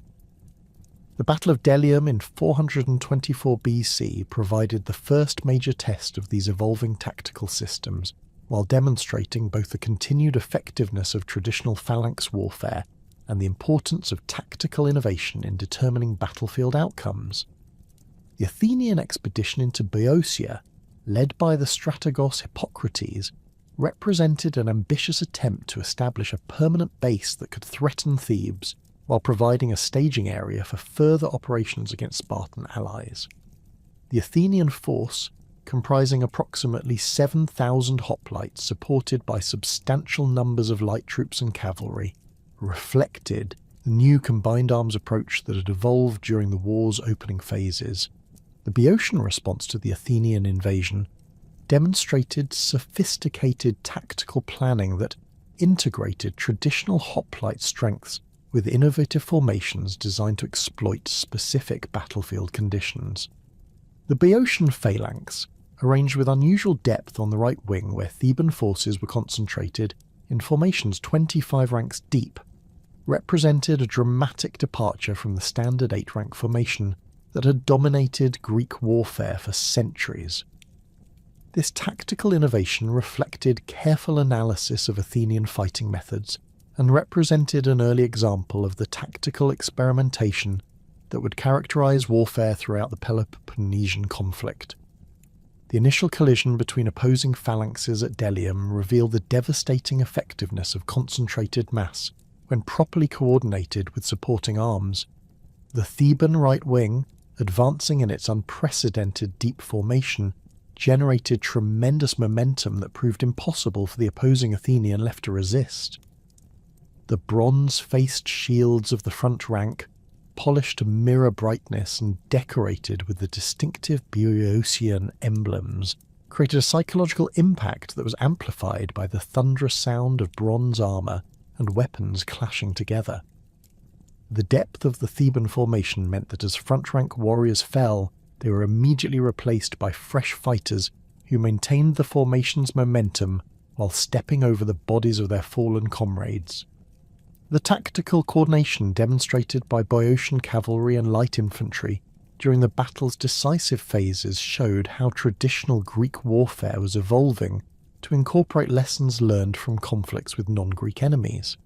Boeotian cavalry, operating in coordination with peltast units, exploited gaps created by the phalanx engagement to attack Athenian forces from unexpected directions.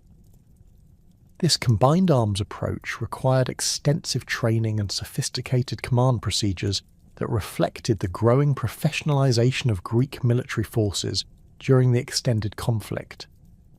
The Athenian defeat at Delium resulted in catastrophic casualties that demonstrated the continued lethality of hoplite warfare, despite tactical innovations that had reduced the decisiveness of traditional phalanx engagements. Approximately 1,000 Athenian hoplites died in the battle, including the strategos Hippocrates and numerous prominent citizens, whose deaths created political repercussions that influenced Athenian strategy for years afterward. The loss of so many experienced warriors forced further modifications to recruitment practices, while highlighting the unsustainable nature of traditional hoplite warfare when extended over prolonged periods. The aftermath of Delium revealed how the traditional conventions governing Greek warfare were breaking down under the pressures of extended conflict.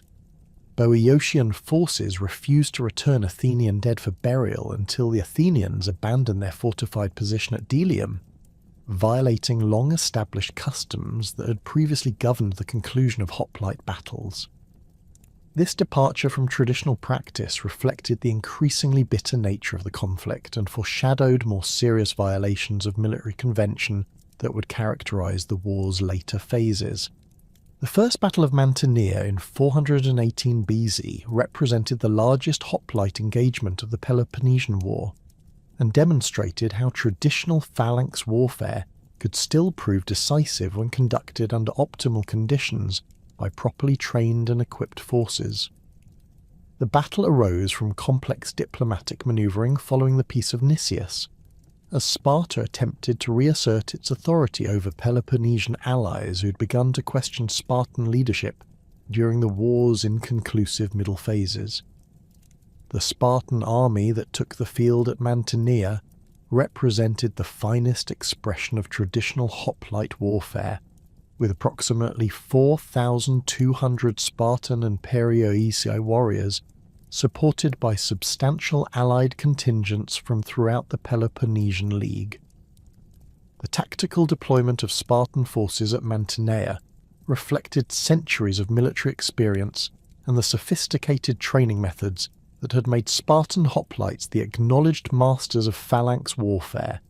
The Spartan right wing, positioned according to traditional Greek practice in the place of honour, consisted of the elite Syreti and the royal bodyguard units whose bronze armour gleamed with the distinctive lambda blazons that had become symbols of Spartan military excellence. These warriors wore the traditional crimson cloaks that concealed bloodstains while creating psychological unity, and their weapons reflected the finest craftsmanship available in the Greek world. The opposing coalition forces, drawn from Argos, Athens, Mantinea, and their respective allies, fielded approximately 9,000 hoplites in formations that reflected the diverse military traditions of the anti-Spartan alliance.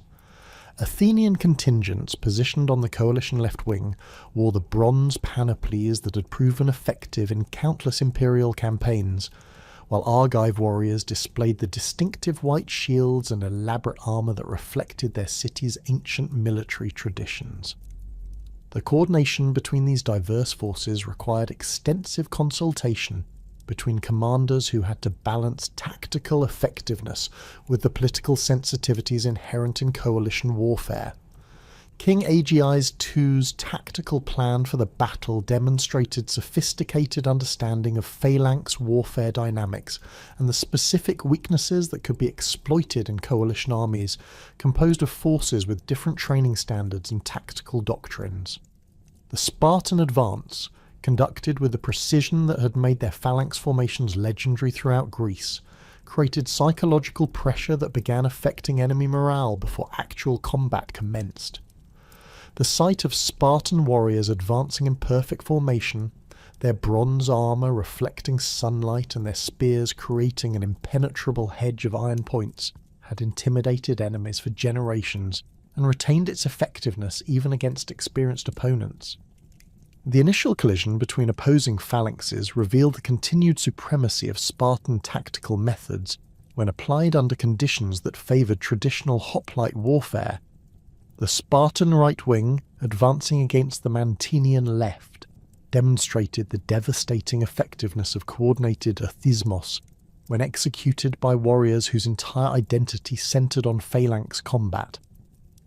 The bronze-faced aspides of the Spartan front rank, held at precisely calculated angles to deflect enemy spear thrusts while maintaining formation integrity, created an advancing wall of bronze that proved impossible for less experienced opponents to resist. The tactical flexibility demonstrated by AGIs during the battle's critical phases showed how even traditionalist Spartan commanders had adapted their methods to incorporate lessons learned during the extended conflict. When gaps appeared in the Spartan line due to the natural tendency of phalanx formations to drift rightward during advance, AGIs attempted to coordinate complex manoeuvres that would have maintained formation integrity while exploiting enemy weaknesses. Although these manoeuvres were only partially successful due to communication difficulties inherent in ancient battlefield conditions, they demonstrated the evolution of Spartan tactical thinking beyond the rigid adherence to traditional methods that had characterized earlier periods. The collapse of coalition resistance following the Spartan breakthrough on their right wing illustrated both the psychological factors that influenced hoplite warfare and the tactical consequences of fighting against opponents whose reputation for invincibility had been established through generations of victory. The sight of Spartan warriors systematically destroying the Mantinian phalanx created panic that spread throughout the coalition army, despite the fact that Athenian and Argive contingents on other parts of the battlefield were achieving local successes against their immediate opponents. This psychological collapse demonstrated how traditional Greek warfare remained as much a contest of morale and reputation as of tactical skill and equipment quality. The casualty figures from Mantinea, approximately 1,100 coalition dead compared to fewer than 300 Spartan losses, reflected the continued lethality of hoplite warfare when conducted according to traditional methods by properly trained forces. The bronze weapons and armour that had evolved over centuries of Greek warfare retained their effectiveness in determining battlefield outcomes, while the disciplined formations that had made phalanx warfare dominant throughout the Mediterranean continued to provide decisive advantages when properly coordinated and led. The evolution of siege warfare during the Peloponnesian War represented one of the most significant tactical developments of the conflict, as both sides were forced to develop capabilities for conducting extended operations against fortified positions that could not be reduced through traditional methods. The Siege of Plataea, beginning in 429 BC and lasting until 427 BC, provided the first major test of these evolving techniques while demonstrating the challenges inherent in adapting hoplite warfare to urban combat environments that differed fundamentally from the open battlefields where phalanx formations achieved optimal effectiveness. The initial Spartan investment of Plataea revealed the limitations of traditional Greek siege methods when confronted by well-prepared defences and determined resistance.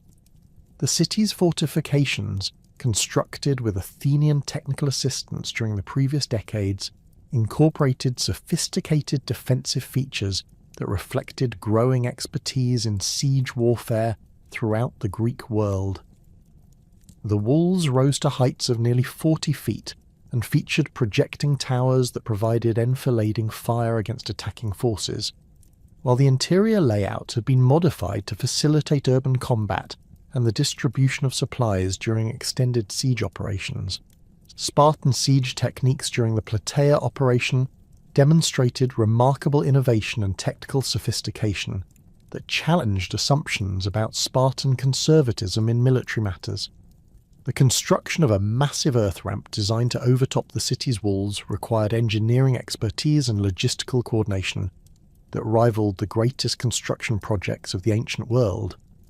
Thousands of workers, including helots and allied troops, laboured for months to build this artificial mountain of earth and stone, while Spartan engineers developed specialised equipment for moving massive quantities of material and coordinating the complex construction operations. The Plataean response to Spartan siege techniques revealed the defensive innovations that had evolved in response to increasingly sophisticated attack methods. The defenders constructed counterwalls that raised the height of their fortifications as the Spartan ramp grew higher, while simultaneously developing underground tunnels designed to undermine the attacking earthwork. These defensive measures required extensive coordination between military and civilian populations, as every adult in the city participated in construction work while maintaining constant vigilance against surprise attacks. The introduction of incendiary weapons during the Plataea siege represented a significant technological innovation that would influence siege warfare throughout the ancient world. Spartan forces attempted to burn the city by constructing massive fires against the walls, using specially prepared combustible materials that could generate temperatures sufficient to crack stone and bronze. The defenders responded by developing counterfire techniques and protective measures that demonstrated growing sophistication in defensive engineering, while both sides experimented with chemical compounds designed to enhance the effectiveness of incendiary attacks. The psychological warfare that characterized the Plataea siege reflected the increasingly bitter nature of the Peloponnesian conflict and the breakdown of traditional conventions that had previously governed Greek warfare. Spartan forces attempted to induce surrender through systematic destruction of the surrounding countryside and the display of captured Athenian equipment from other campaigns, while Plataean defenders maintained morale through religious ceremonies and appeals to their historical alliance with Athens. The extended duration of the siege created conditions where psychological factors became as important as tactical considerations in determining the ultimate outcome. The final reduction of Plataea through starvation rather than assault demonstrated how siege warfare was evolving beyond traditional Greek military methods to incorporate techniques that had previously been considered inappropriate for conflicts between Greek cities. The systematic isolation of the city and the gradual reduction of its food supplies required patience and resources that exceeded the capabilities of traditional seasonal campaigns, while the ultimate fate of the surviving defenders, execution for the men and enslavement for the women and children, violated long-established conventions regarding the treatment of defeated enemies. The Athenian expedition to Syracuse represented the most ambitious and ultimately disastrous attempt to adapt hoplite warfare to large-scale amphibious operations in distant theatres, where traditional Greek tactical advantages could be neutralised by unfamiliar terrain and innovative enemy responses. The expedition's conception reflected the strategic vision of Alcibiades and other Athenian leaders, who recognised that decisive victory in the Peloponnesian War would require operations that disrupted Spartan alliance systems while securing new sources of tribute and military manpower. The force assembled for this operation, over 25,000 men transported by more than 250 ships, represented the largest military expedition ever launched by a Greek city-state. The tactical challenges facing Athenian forces in Sicily revealed the limitations of traditional hoplite warfare when deployed in operational environments that differed fundamentally from the Mediterranean coastal regions where Greek military methods had evolved. The mountainous terrain surrounding Syracuse favoured defensive operations and provided numerous opportunities for Syracusan forces to avoid direct confrontation with Athenian phalanxes while conducting harassment operations that gradually wore down the invading force. The local population's familiarity with the terrain created additional advantages that could not be overcome through superior equipment or training. The Syracusan response to the Athenian invasion demonstrated remarkable tactical innovation and strategic insight that exploited specific weaknesses in Athenian operational methods. Syracusan commanders, led by Hermocrates and later supported by the Spartan general Gylippus, developed combined arms tactics that integrated hoplite formations with cavalry units and specialized troops trained for operations in broken terrain. These tactical innovations reflected careful study of Athenian methods and represented sophisticated attempts to neutralize traditional Greek military advantages through innovative defensive strategies. The siege operations around Syracuse revealed how urban warfare had evolved beyond traditional Greek siege methods to incorporate sophisticated engineering techniques and coordinated attacks by multiple specialized units. Athenian forces constructed extensive fortification lines designed to isolate the city from external support while providing protected bases for siege equipment and supply operations. These engineering works, extending for miles around the city's perimeter, required enormous expenditures of labour and materials, while demonstrating the logistical capabilities that had made Athenian imperial expansion possible.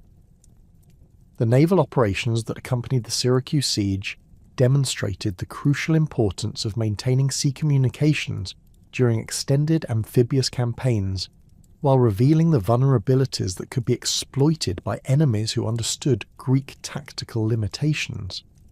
Syracusan naval forces, initially inferior to the Athenian fleet in both numbers and experience, gradually developed techniques for operating in the confined waters of the Great Harbour that neutralized traditional Athenian advantages in ramming tactics and marine boarding operations. These innovations included modifications to ship design and the development of specialized tactics adapted to local conditions. The massacre at Melos in 416 BC represented perhaps the most dramatic example of how traditional Greek military conventions were breaking down under the pressures of extended warfare and imperial competition. The Athenian decision to execute all adult males and enslave the women and children of this small island community violated fundamental principles that had governed Greek warfare for centuries, while demonstrating how military power could be employed for political objectives that transcended traditional concepts of honour and justice. The operation itself required minimal military effort. Fewer than 3,000 Athenian hoplites were sufficient to overwhelm Melian resistance, but its political implications resonated throughout the Greek world. The tactical methods employed during the reduction of Melos reflected the evolution of Athenian military capabilities and the systematic approach to siege warfare that had developed during the extended conflict. Athenian forces constructed standard siege lines that isolated the city while conducting coordinated attacks against specific sections of the fortifications, using specialized equipment and engineering techniques. The operation's efficiency demonstrated how Greek siege warfare had evolved into a sophisticated military science capable of reducing even well-fortified positions through systematic application of superior resources and technical expertise. The psychological impact of the Melos massacre extended far beyond its immediate military significance, fundamentally altering perceptions of Athenian power and the moral foundations of Greek interstate relations. The systematic destruction of an entire community for purely strategic reasons demonstrated how imperial warfare had transformed traditional concepts of proportionality and justice, while establishing precedents that would influence military conduct throughout the remainder of the conflict. The operation's success encouraged similar actions by other powers, while contributing to the breakdown of diplomatic conventions that had previously provided alternatives to total warfare. The transformation of Greek military culture during the Peloponnesian War reflected broader social and political changes that challenged fundamental assumptions about the relationship between citizenship, military service, and civic identity. The extended duration of the conflict created pressures that forced both sides to adapt their military systems in ways that fundamentally altered the social foundations of hoplite warfare, while introducing innovations that would influence military development throughout the ancient world. These changes represented not merely tactical adaptations, but fundamental transformations in the nature of Greek civilization itself. The collapse of Athenian power following the decisive defeat at Aegospotami in 405 BC created a military vacuum that fundamentally destabilized the traditional balance of Greek warfare, ushering in an era of unprecedented tactical experimentation and professional military development that would permanently transform the nature of hoplite combat. Sparta's emergence as the dominant Greek power appeared to vindicate traditional hoplite methods, yet the very completeness of their victory masked growing vulnerabilities in the phalanx system that innovative commanders would soon exploit with devastating effectiveness. The 30 years following Athens' surrender witnessed a revolution in Greek military thinking that challenged every assumption about hoplite warfare, while introducing tactical innovations that would influence military development throughout the ancient world. The establishment of Spartan hegemony throughout Greece initially reinforced traditional military hierarchies and tactical doctrines that emphasized the supremacy of heavily armored citizen soldiers fighting in disciplined phalanx formations. Lysander's systematic installation of oligarchic governments throughout the former Athenian Empire was supported by Spartan garrisons whose bronze-armoured warriors served as visible symbols of military dominance and political authority. These garrison forces, typically comprising between 200 and 500 Spartan and Perioeci hoplites, maintained control through the demonstrated superiority of traditional Spartan military methods, while suppressing local resistance movements that lack the training and equipment necessary to challenge professional phalanx formations. The Spartan military system that dominated Greece after 404 BC represented the culmination of 3 centuries of tactical refinement and social organization centered entirely on hoplite warfare excellence. Spartan warriors continued to wear the distinctive bronze panoplies that had made them legendary throughout the Mediterranean, perfectly fitted cuirasses hammered from single sheets of bronze and decorated with anatomical details that deflected enemy weapons while creating psychological intimidation, lambda-blazoned shields that had been passed down through generations of warriors, and the crimson cloaks that concealed blood stains while maintaining unit cohesion during the chaos of battle. Their iron-pointed spears, balanced to perfection and wielded with precision developed through decades of constant training, remained the most feared weapons in the Greek world. The tactical supremacy of Spartan phalanx formations appeared unassailable to contemporary observers who had witnessed their systematic destruction of Athenian military power and the subsequent submission of Greek cities throughout the Aegean. The agoge system continued to produce warriors whose entire identity centered on formation discipline and collective combat effectiveness, while the helot labour force provided the economic foundation necessary for maintaining professional military capabilities that citizen farmers from other cities could not match. Spartan tactical doctrine emphasized the coordinated advance of bronze-armoured warriors whose overlapping shields created impenetrable barriers against enemy attacks, while their synchronized spear thrusts could penetrate any formation that lacked comparable training and equipment. However, the very success of traditional Spartan methods created strategic vulnerabilities that innovative commanders would exploit through tactical adaptations designed specifically to neutralize phalanx advantages. The rigid adherence to conventional hoplite warfare that had made Spartan forces invincible in pitched battles proved increasingly problematic when confronted by enemies who refused to engage according to traditional conventions, or who developed specialized units capable of operating effectively against heavy infantry formations.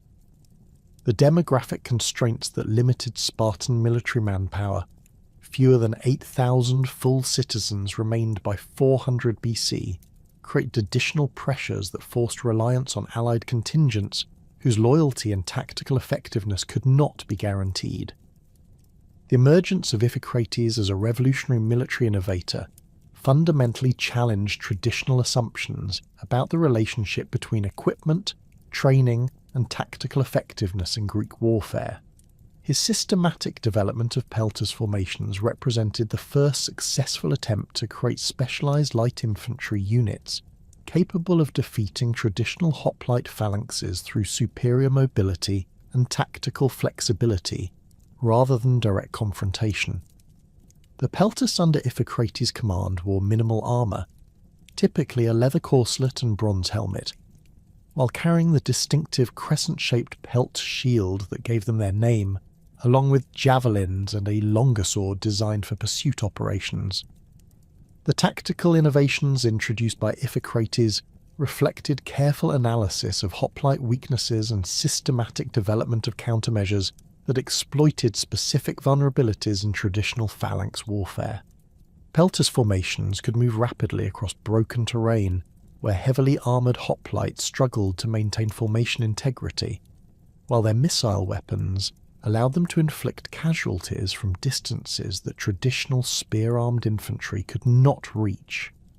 Most importantly, pelters could avoid direct confrontation with superior heavy infantry, while gradually wearing down enemy formations through harassment tactics that traditional Greek warfare had not adequately addressed. The destruction of a Spartan mora near Corinth in 390 BC provided the first dramatic demonstration of how properly trained and led peltasts could achieve decisive victories against elite hoplite formations under favourable tactical conditions. Iphicrates positioned his forces in broken terrain that prevented the Spartans from deploying their traditional phalanx formations, while providing numerous opportunities for his mobile troops to attack from unexpected directions. The bronze-armoured Spartan warriors, weighed down by equipment that had been optimised for formation fighting on level ground, found themselves unable to close with enemies who could retreat rapidly while maintaining constant pressure through missile attacks. The psychological impact of this victory extended far beyond its immediate tactical significance, fundamentally altering perceptions of Spartan invincibility while encouraging tactical experimentation throughout the Greek world. The sight of elite Spartan warriors, men whose bronze armour and lambda-blazoned shields had intimidated enemies for generations, being systematically destroyed by lightly equipped troops, challenged fundamental assumptions about military effectiveness and social hierarchy. The traditional connection between heavy armour, aristocratic status, and battlefield dominance was severed by tactical innovations that demonstrated how superior mobility and tactical flexibility could overcome conventional military advantages. The equipment modifications developed by Iphicrates for his reformed peltasts reflected sophisticated understanding of the relationship between tactical requirements and technological capabilities. The elongated spears carried by his troops, measuring approximately 12 feet in length compared to the 8-foot daru of traditional hoplites, provided reach advantages that allowed peltasts to engage heavy infantry while maintaining sufficient distance to avoid being trapped in close combat where superior armour would prove decisive. The modified swords, longer and heavier than traditional Greek weapons, were designed specifically for pursuit operations against retreating enemies whose bronze armour could be penetrated through gaps that opened during flight. The shield modifications introduced by Iphicrates represented equally significant innovations that balanced protection with mobility requirements essential for the new tactical doctrine. The pelt shield, constructed from leather reinforced with bronze fittings, provided adequate protection against missile weapons, while weighing significantly less than the bronze-faced aspers that had dominated Greek warfare for centuries. The shield's smaller size and lighter weight allowed for greater individual mobility, while the crescent shape provided optimal protection for warriors advancing at angles that would expose traditional round shields to enemy attacks. The training methods developed for Iphicrity and Peltasts emphasized individual initiative and tactical flexibility, rather than the rigid formation discipline that characterized traditional hoplite warfare. Warriors learned to operate in loose formations that could adapt rapidly to changing battlefield conditions, while maintaining coordination through visual signals and predetermined tactical procedures. This training approach required different psychological conditioning than traditional hoplite methods, as Peltasts needed to develop confidence in their individual fighting abilities while maintaining unit cohesion during complex maneuvers that traditional formations could not execute. The integration of Peltast units with traditional hoplite formations created new tactical possibilities that enhanced the effectiveness of combined arms operations, while addressing specific weaknesses that had been exposed during the Peloponnesian War. Greek commanders learned to coordinate light infantry screening operations with heavy infantry advances, using Peltasts to disrupt enemy formations before committing valuable hoplites to decisive engagements. These combined arms tactics required sophisticated command procedures and extensive joint training that reflected the growing professionalization of Greek military forces during this period of intense tactical innovation. The rise of Epaminondas as the most innovative tactical genius of the 4th century BC represented a fundamental challenge to traditional Greek military thinking that had emphasized the supremacy of Spartan methods and the inherent advantages of conventional phalanx warfare. His revolutionary approach to battlefield tactics combined deep historical knowledge with creative tactical thinking that identified specific weaknesses in Spartan doctrine while developing countermeasures that could be implemented by forces possessing different capabilities and training standards. The Theban military system under Epaminondas' leadership became a laboratory for tactical experimentation that would influence military development throughout the ancient world. The development of the oblique order represented Epaminondas' most significant contribution to tactical theory, and demonstrated how mathematical precision could be applied to battlefield problems that had previously been resolved through superior training or equipment quality. This formation concentrated maximum force against a specific section of the enemy line while refusing engagement along the remainder of the front, creating local superiority that could achieve decisive breakthrough even against numerically superior opponents. The oblique order required precise coordination and timing that tested the limits of ancient command and control capabilities while demanding tactical flexibility that exceeded traditional Greek military training. The Sacred Band of Thebes represented the most elite military unit of the 4th century BC and embodied Epaminondas' innovative approach to military organization and tactical employment. This force of 300 warriors, organized in pairs of lovers whose emotional bonds reinforced military effectiveness, combined traditional hoplite equipment with specialized training that emphasized tactical flexibility and individual initiative within coordinated formations. The Sacred Band warriors wore bronze panoplies that matched the finest Spartan equipment while receiving training that surpassed even the Agogus system in its intensity and tactical sophistication. The psychological foundation of Sacred Band effectiveness reflected sophisticated understanding of human motivation and group dynamics that challenged traditional assumptions about military organization. The pairing of lovers created emotional bonds that reinforced tactical discipline, while providing motivation that exceeded conventional patriotic or economic incentives. Archaeological evidence from Theban grave sites reveals equipment sets belonging to Sacred Band warriors that demonstrate exceptional craftsmanship and standardization, indicating systematic investment in creating an elite force whose capabilities would justify the enormous resources required for their training and maintenance. The tactical employment of the Sacred Band as a concentrated shock force represented a revolutionary departure from traditional Greek military doctrine that had emphasized the uniform distribution of elite warriors throughout phalanx formations. Epaminondas positioned this elite unit at the crucial point of his oblique formations, where their superior training and motivation could achieve decisive breakthrough against enemy resistance. The concentrated employment of elite forces created tactical possibilities that had not existed when the best warriors were distributed throughout conventional formations according to traditional practice. The Battle of Leuctra in 371 BC represented the culmination of Theban tactical innovation and provided the definitive test of revolutionary military methods against the finest traditional forces that Sparta could deploy. The Spartan army that took the field comprised approximately 10,000 warriors, including nearly 700 full Spartiates supported by Perioeci and allied contingents whose bronze armour gleamed with the polish that had intimidated enemies for generations. King Cleombrotus I commanded forces that represented the pinnacle of traditional hoplite warfare, with warriors whose training and equipment embodied 3 centuries of military refinement and tactical development. The initial deployment of opposing forces revealed the fundamental differences between traditional and revolutionary approaches to Greek warfare.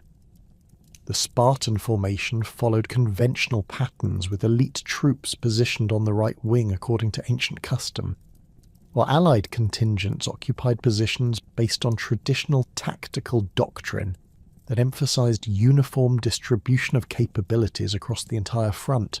The bronze-faced shields of the Spartan phalanx, arranged in perfect alignment and decorated with the lambda symbols that had become synonymous with military excellence, created a visual display designed to intimidate enemies before actual combat commenced. Epaminondas' tactical deployment represented a complete rejection of conventional military wisdom and demonstrated how innovative thinking could overcome traditional advantages through superior tactical coordination. The Theban left wing, reinforced to a depth of 50 ranks and spearheaded by the Sacred Band, concentrated overwhelming force against the Spartan right, where traditional doctrine positioned their elite troops. This tactical innovation created local numerical superiority that could overwhelm even elite opponents, while the refused right wing avoided engagement with superior Spartan forces until the decisive breakthrough had been achieved. The coordination between different elements of the Theban formation required unprecedented precision in timing and movement that tested the limits of ancient command capabilities. The deep phalanx formation on the left wing had to advance at precisely calculated angles, while maintaining formation integrity across broken ground, while the refused right wing needed to retreat at controlled rates that maintained tactical cohesion without creating gaps that enemy forces could exploit. The Sacred Band, positioned at the spearhead of the main attack, bore responsibility for achieving the initial breakthrough that would determine the battle's outcome. The initial collision between the Sacred Band and elite Spartan forces created one of the most intense combats in ancient military history, as warriors wearing the finest bronze armour and wielding perfectly balanced weapons engaged in close combat that tested every aspect of their training and equipment. The bronze-faced aspides of both sides, polished to mirror brightness and reinforced with the finest metalworking techniques available in the Greek world, rang with the impact of iron spear points as warriors sought to penetrate enemy defences while maintaining their own formation integrity. The distinctive lambda blazons of Spartan shields faced the sacred emblems of Theban warriors in combat that embodied the highest traditions of Greek military culture. The breakthrough achieved by Theban forces represented not merely a tactical success, but a fundamental transformation in the nature of Greek warfare that demonstrated how innovative military thinking could overcome traditional advantages based on training and equipment quality. The death of King Cleombrotus and approximately 400 Spartiates in the ensuing rout destroyed the myth of Spartan invincibility, while establishing new tactical principles that would influence military development throughout the Mediterranean world. The bronze armour and weapons abandoned on the battlefield provided tangible evidence of the revolution in military affairs that had made traditional methods obsolete. The psychological impact of Leuctra extended throughout the Greek world as news of Spartan defeat encouraged liberation movements in regions that had been controlled through military intimidation for generations. The Messenian revolt that followed Theban victory demonstrated how tactical innovations could have strategic consequences that exceeded their immediate battlefield significance, as populations that had been suppressed through fear of Spartan military superiority recognized that traditional methods were no longer invincible. The systematic destruction of Spartan power in the Peloponnese reflected the broader transformation of a Greek military culture that was occurring during this period of intense innovation. The liberation of Messenia represented one of the most significant strategic consequences of tactical innovation during the 4th century BC, as Theban military success enabled the restoration of communities that had been enslaved for over 2 centuries. The new city of Messena, constructed with Theban assistance and defended by warriors trained in the latest tactical methods, symbolized the transformation of Greek political relationships that had been made possible through military innovation. The fortifications of Messene, designed to incorporate lessons learned from recent siege warfare developments, provided defensive capabilities that could resist traditional assault methods while supporting the new tactical approaches that had proven effective against conventional forces. The rise of professional armies during this period represented a fundamental transformation in the social foundations of Greek warfare that challenged traditional connections between citizenship, property ownership, and military service. The economic pressures created by extended conflicts and the tactical advantages provided by specialized training encouraged the development of mercenary forces whose loyalty could be purchased rather than assumed based on civic obligation. These professional soldiers possessed military skills that often exceeded those of citizen farmers, while lacking the political constraints that had traditionally limited the employment of military force for purely strategic objectives. The 10,000s march under Xenophon provided the most famous example of professional military capabilities and demonstrated how well-trained mercenary forces could operate effectively in hostile environments far from their home communities. The Greek mercenaries who had served Cyrus the Younger in his attempt to claim the Persian throne found themselves stranded in hostile territory following the Battle of Cunaxa, yet their disciplined formations and tactical expertise enabled them to conduct a fighting withdrawal across hundreds of miles of enemy territory.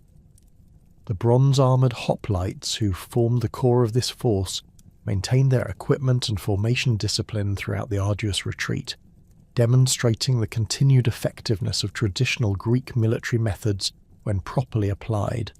The tactical adaptations developed during the retreat of the 10,000 revealed how Greek military methods could be modified to address challenges that differed significantly from traditional interstate warfare. The integration of light troops with hoplite formations became essential for operations in mountainous terrain, where traditional phalanx tactics were disadvantaged. While the development of specialized procedures for river crossings and night marches demonstrated the tactical flexibility that professional forces could achieve through systematic training and experienced leadership. The successful completion of the march established important precedents for mercenary employment while providing practical demonstrations of military capabilities that influenced tactical development throughout the Greek world. The increasing employment of mercenary forces created new economic pressures that influenced both military tactics and political relationships throughout the 4th century BC. Professional soldiers required regular payment that strained the financial resources of traditional city-states, while creating dependencies that could be exploited by wealthy powers capable of maintaining large mercenary armies. The tactical advantages provided by professional training had to be balanced against the political risks inherent in employing forces whose primary loyalty was to their paymasters rather than the communities they served. The integration of cavalry with traditional hoplite formations represented another crucial development that enhanced tactical flexibility while addressing specific weaknesses that had been exposed during conflicts with non-Greek enemies. Greek cavalry forces had traditionally played supporting roles in military operations that were dominated by heavy infantry formations, but the tactical innovations of the 4th century BC demonstrated how mounted troops could be employed more effectively when properly coordinated with reformed infantry units.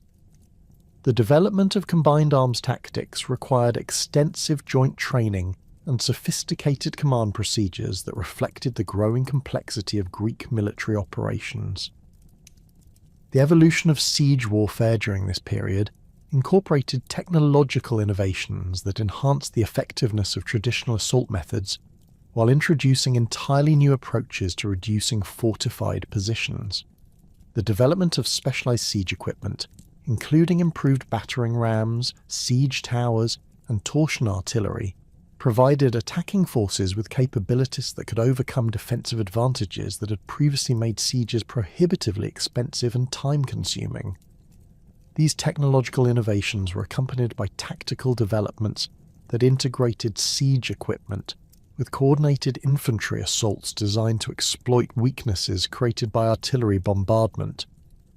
The tactical coordination required for effective siege operations demonstrated how Greek military capabilities had evolved beyond traditional hoplite warfare to encompass complex operations that integrated multiple specialized units and sophisticated equipment.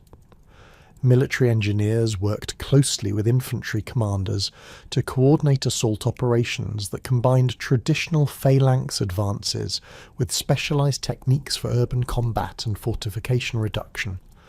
The development of standardized siege procedures created new possibilities for strategic planning while establishing tactical principles that would influence military development throughout the ancient world.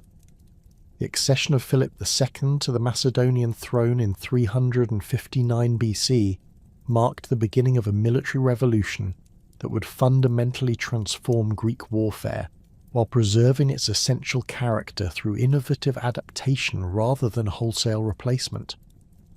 Macedonia's peripheral position in the Greek world had traditionally relegated it to a secondary role in interstate conflicts, with its armies considered inferior to the disciplined phalanxes of southern Greek cities.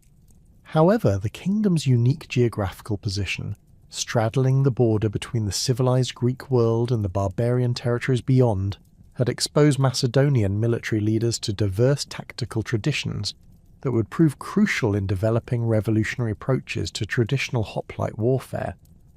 Philip's early military experiences as a hostage in Thebes during the height of Epaminondas's tactical innovations provided him with intimate knowledge of the most advanced Greek military thinking, while allowing him to observe firsthand the weaknesses that remained even in reformed phalanx systems. The young prince witnessed the sacred band's training methods, studied the oblique order formations that had destroyed Spartan supremacy at Leuctra, and absorbed tactical principles that emphasized concentration of force and flexible deployment of specialized units.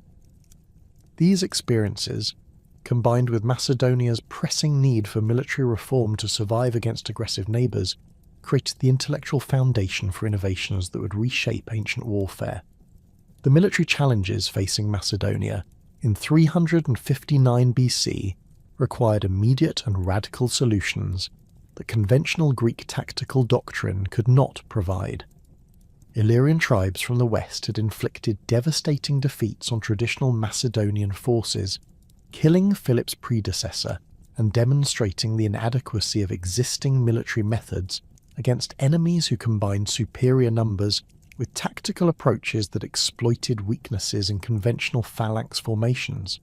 Simultaneously, threats from Thracian kingdoms to the east and pressure from established Greek powers to the south created a strategic environment that demanded military capabilities exceeding those of traditional city-state armies.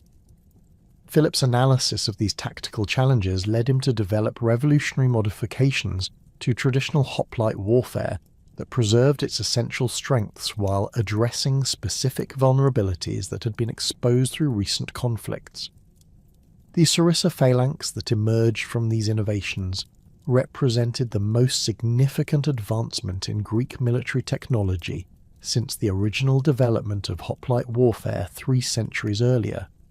The sarissa itself, measuring between 18 and 22 feet in length, fundamentally altered the dynamics of phalanx combat by creating an impenetrable hedge of iron points that extended far beyond the reach of traditional weapons, while maintaining the collective discipline that had always been the foundation of Greek military effectiveness.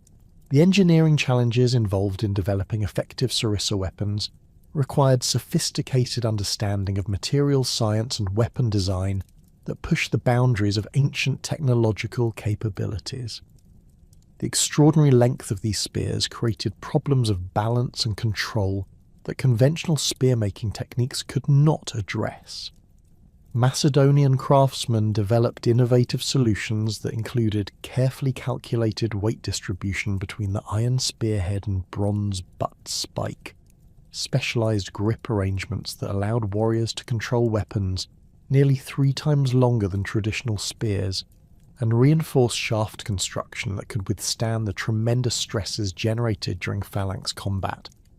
The sarissa's construction utilized Cornell wood shafts that provided optimal strength-to-weight ratios while maintaining the flexibility necessary for effective weapon control. The iron spearheads, forged using techniques that created exceptionally sharp points capable of penetrating bronze armor, were carefully balanced against bronze soritors that served not only as counterweights but as formidable secondary weapons. The overall weapon design reflected sophisticated understanding of leverage principles and human biomechanics that enabled individual warriors to wield these massive spears effectively within tightly coordinated formations. The tactical implications of sarissa weapons extended far beyond simple reach advantages, fundamentally altering the nature of phalanx combat through innovations that enhanced both offensive and defensive capabilities. The extraordinary length of Macedonian spears meant that the first 5 ranks of a phalanx formation could present their weapons simultaneously, creating an unprecedented concentration of offensive power that no traditional formation could match. Enemy forces attempting to close with sarissa-armed phalanxes faced a barrier of iron points that began inflicting casualties at ranges where traditional weapons remained ineffective, while the density of presented spears made penetration of Macedonian formations virtually impossible through direct assault. The defensive advantages provided by sarissa weapons proved equally revolutionary, as the extended reach allowed Macedonian phalanxes to engage enemy formations while remaining beyond the effective range of traditional counterattacks. The bronze-faced shields carried by Macedonian phalangites, though smaller than traditional aspides to accommodate the 2-handed grip required for sarissa weapons, provided adequate protection when combined with the offensive barrier created by the extended spears. The coordinated presentation of hundreds of sarissa points created psychological effects that often proved as decisive as their tactical advantages, as enemy forces confronted an advancing wall of iron that appeared impenetrable. The training methods developed for sarissa-armed phalangites required fundamental modifications to traditional hoplite drill procedures while maintaining the formation discipline that remained essential for effective phalanx combat. Warriors learned to coordinate the complex movements necessary for presenting their unwieldy weapons effectively while maintaining the precise alignment and spacing that prevented sarissae from becoming entangled during maneuvers. The physical conditioning required for sarissa warfare exceeded that of traditional hoplites, as warriors needed exceptional upper body strength to control their weapons during extended combat, while maintaining the endurance necessary for prolonged formation fighting. The coordination between ranks within sarissa phalanxes demanded unprecedented precision in timing and movement that tested the limits of ancient training methods. The front rank warriors, responsible for the initial contact with enemy forces, required different skills than those in supporting ranks whose weapons extended over their comrades' heads to engage enemies at greater distances. The complex interactions between different ranks during advance, combat and retreat required extensive practice and absolute trust between warriors who depended on their comrades' precision to avoid injury from friendly weapons while maintaining offensive effectiveness.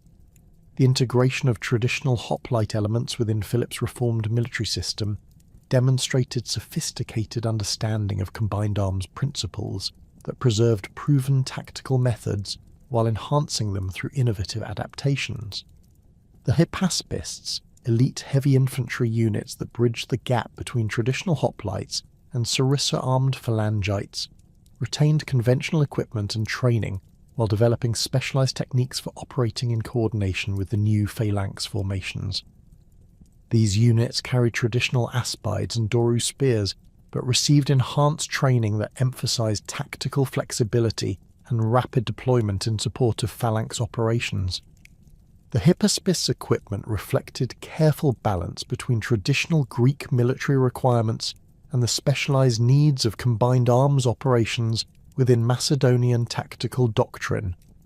Their bronze cuirasses, hammered to provide maximum protection while maintaining the mobility necessary for rapid maneuvers, incorporated design elements that facilitated coordination with both phalanx formations and other specialized units. The shields carried by Hypaspists, though maintaining traditional size and construction methods, featured distinctive blazons that identified their elite status while providing visual coordination points during complex battlefield maneuvers. The tactical employment of Hypaspists as elite shock troops and formation guards demonstrated how traditional hoplite capabilities could be enhanced through specialized training and strategic positioning within innovative military systems. These warriors operated on the flanks of Sarissa phalanxes, where their traditional equipment and flexible training provided tactical advantages that the longer weapons of phalangites could not achieve. During siege operations and urban combat, Hypaspists served as assault troops whose conventional weapons proved more effective than Sarissi in confined spaces where the longer spears became unwieldy. The development of Macedonian cavalry forces represented another crucial innovation that enhanced the effectiveness of reformed phalanx formations, while providing tactical capabilities that traditional Greek armies had never possessed. The companion cavalry, recruited from Macedonian nobility and equipped with the finest armour and weapons available, operated as heavy shock troops whose coordinated charges could exploit breakthroughs created by phalanx advances while pursuing retreating enemies with devastating effectiveness. These mounted warriors wore bronze cuirasses that rivaled those of elite hoplites, while carrying cavalry spears and swords designed specifically for mounted combat. The coordination between Macedonian cavalry and phalanx formations required sophisticated tactical planning and precise execution that demonstrated the advanced military thinking that characterized Philip's innovations. Cavalry units positioned on the flanks of phalanx formations could protect the vulnerable sides of Sarissa-armed troops while providing offensive capabilities that could exploit tactical opportunities created by phalanx advances. The psychological impact of coordinated cavalry and phalanx operations often proved as decisive as their tactical effectiveness, as enemy forces confronted military capabilities that exceeded anything in their previous experience. The siege capabilities developed by Macedonian forces under Philip's leadership incorporated the most advanced engineering techniques available, while adapting them to support the tactical innovations that characterized the reformed phalanx system. Macedonian military engineers developed specialized equipment for reducing fortified positions, including improved torsion artillery, sophisticated siege towers, and coordinated assault techniques that integrated traditional Greek siege methods with innovations derived from exposure to diverse military traditions. The systematic reduction of Greek cities during Philip's expansion demonstrated how these capabilities could overcome defensive advantages that had previously protected traditional city-states from conquest. The Siege of Printhus in 340 BC provided a comprehensive demonstration of Macedonian siege capabilities, while revealing the tactical coordination that characterized Philip's military system. The operation required integration of multiple specialized units, including siege engineers, artillery crews, assault troops, and support personnel whose coordinated efforts gradually overcame defensive positions that had been considered impregnable. The use of siege towers that protected advancing troops while providing platforms for artillery bombardment demonstrated sophisticated understanding of combined arms principles that extended traditional Greek siege methods through technological and tactical innovations. The development of Macedonian artillery represented a revolutionary advancement in siege warfare that provided capabilities far exceeding those of traditional Greek siege equipment. Torsion catapults, capable of hurling stones weighing over 60 pounds with accuracy sufficient to target specific sections of enemy fortifications, could breach walls that had previously been vulnerable only to undermining or prolonged blockade. The coordination between artillery bombardment and infantry assault required precise timing and communication that demonstrated the advanced tactical thinking that characterized Macedonian military operations.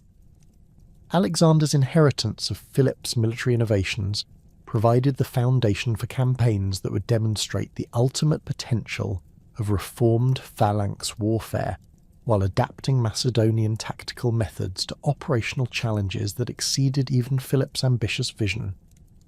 The army that crossed into Asia in 334 BC represented the pinnacle of Greek military development, combining traditional hoplite strengths with innovations that had been tested and refined through decades of successful operations against diverse enemies. The Sarissa phalanx formations that form the core of Alexander's forces embodied tactical principles that preserved the essential character of Greek warfare while enhancing its effectiveness through systematic innovation. The Battle of Granicus in 334 BC provided the first major test of Macedonian tactical methods against Persian forces while demonstrating how reformed phalanx warfare could achieve decisive results against enemies whose military traditions differed fundamentally from those of the Greek world. The Persian cavalry charges that had traditionally disrupted Greek formations proved ineffective against Sarissa-armed phalanxes whose extended weapons could engage mounted troops before they reached effective striking distance. The coordination between Macedonian phalanx formations and supporting cavalry demonstrated tactical flexibility that enabled rapid exploitation of tactical opportunities while maintaining formation integrity under pressure. The tactical deployment of Macedonian forces at Granicus revealed sophisticated understanding of terrain effects and enemy capabilities that reflected the advanced military thinking that characterized Alexander's command style.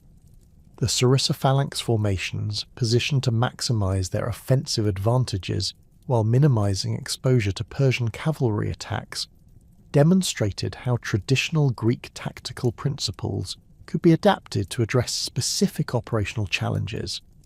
The hypaspists, deployed to protect the vulnerable flanks of phalanx formations while providing assault capabilities for river crossing operations, exemplified the combined arms approach that distinguished Macedonian warfare from traditional Greek methods. The river crossing that initiated the Granicus engagement demonstrated tactical innovations that had been developed through Philip's campaigns, while revealing capabilities that traditional Greek armies had never possessed. The coordination between different types of troops during complex maneuvers under enemy pressure required training and discipline that exceeded traditional hoplite standards, while maintaining the collective effectiveness that remained the foundation of Greek military success. The successful completion of this challenging operation established important precedents for subsequent campaigns, while demonstrating the tactical superiority of reformed Macedonian methods. The Battle of Issus in 333 BC presented different tactical challenges that tested Macedonian adaptability, while demonstrating how Sarissa phalanx formations could maintain effectiveness against numerically superior enemies fighting on terrain that favoured defensive operations. The narrow coastal plain where the battle occurred restricted deployment options, while creating conditions where traditional Persian advantages in cavalry and archery were neutralized by geographical constraints. The Macedonian response to these tactical challenges revealed sophisticated understanding of terrain effects and enemy capabilities that enabled optimal employment of reformed phalanx formations. The initial deployment of forces at Issus demonstrated Alexander's tactical genius and his ability to adapt Macedonian methods to specific battlefield conditions while maintaining the aggressive approach that characterized his military style.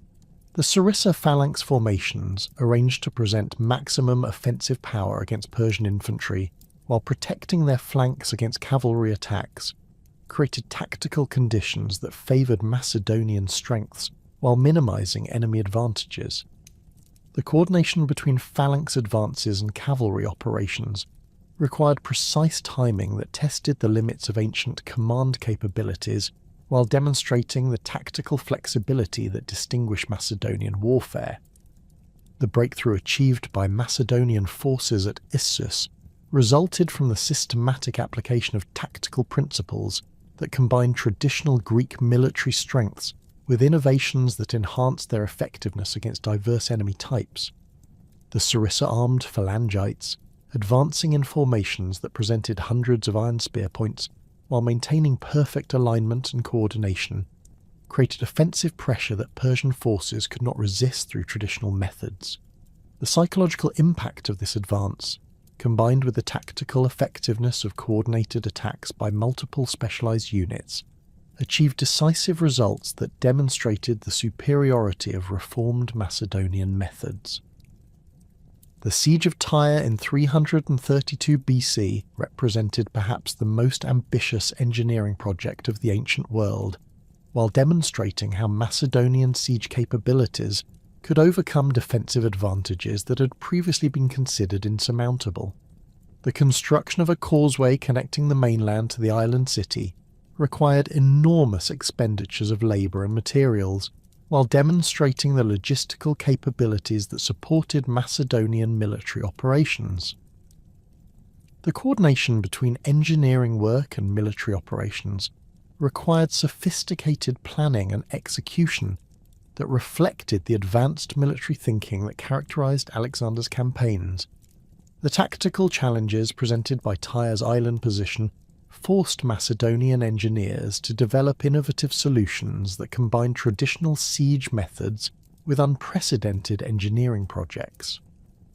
The construction of the causeway required protection of workers against constant harassment from Tyrian naval forces while maintaining progress toward tactical objectives that would enable conventional assault operations.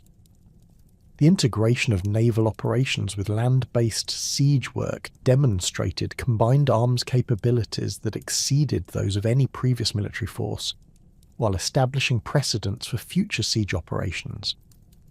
The ultimate reduction of Tyre through coordinated assault operations demonstrated how Macedonian siege capabilities could achieve results that traditional Greek methods could never have accomplished. The systematic destruction of defensive positions through artillery bombardment, followed by coordinated infantry assaults that exploited breaches created by siege equipment, revealed tactical coordination that reflected years of experience and sophisticated understanding of siege warfare principles. The successful completion of this operation established Macedonian supremacy in siege warfare, while demonstrating capabilities that would prove crucial during subsequent operations against fortified positions throughout the Persian Empire. The Battle of Gaugamela in 331 BC represented the ultimate test of Macedonian tactical methods against the full military resources of the Persian Empire, while demonstrating how reformed phalanx warfare could achieve a decisive strategic results through superior tactical coordination and innovative deployment. The vast plain where Darius chose to fight provided optimal conditions for Persian cavalry and chariot operations, while eliminating the geographical constraints that had favoured Macedonian forces in previous engagements. Alexander's tactical response to these challenges revealed the full potential of reformed Macedonian methods, while demonstrating adaptability that enabled success against enemies possessing significant tactical advantages.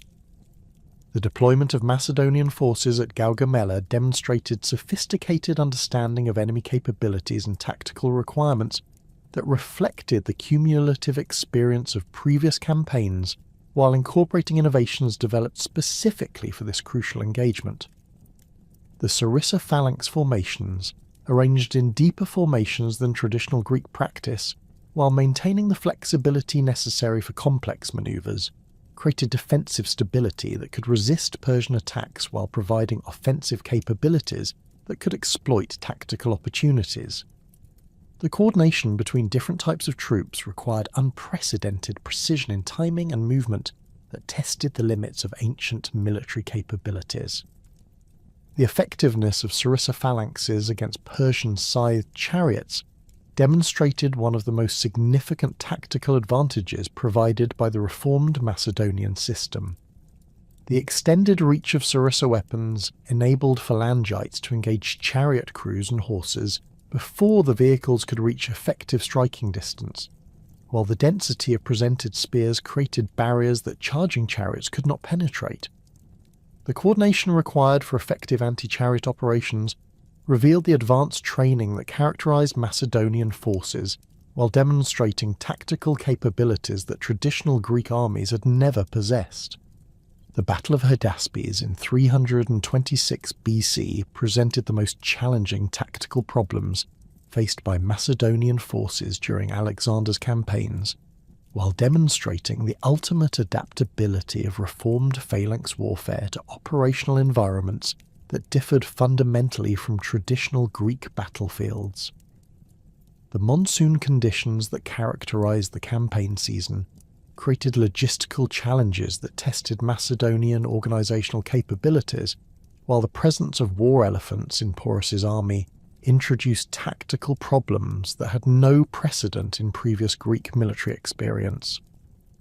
Alexander's successful adaptation of Macedonian methods to these unprecedented challenges revealed the fundamental soundness of Philip's innovations, while demonstrating tactical flexibility that enabled success against enemies possessing capabilities that traditional Greek warfare had never addressed.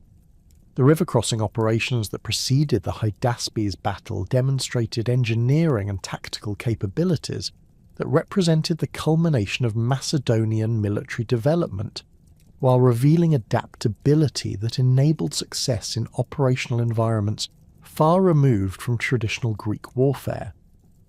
The coordination between different types of troops during complex maneuvers under adverse conditions required training and discipline that exceeded even traditional Spartan standards, while maintaining the collective effectiveness that remained the foundation of Macedonian success. The successful completion of these operations under enemy observation and harassment demonstrated tactical superiority that justified Alexander's confidence in his reformed military system. The tactical deployment against war elephants revealed innovative solutions to unprecedented military challenges, while demonstrating how traditional Greek tactical principles could be adapted to address threats that had no precedent in previous warfare. The Sarissa phalanx formations, modified to present coordinated spear barriers against charging elephants, while maintaining formation integrity under extreme pressure, created defensive capabilities that traditional weapons could never have achieved.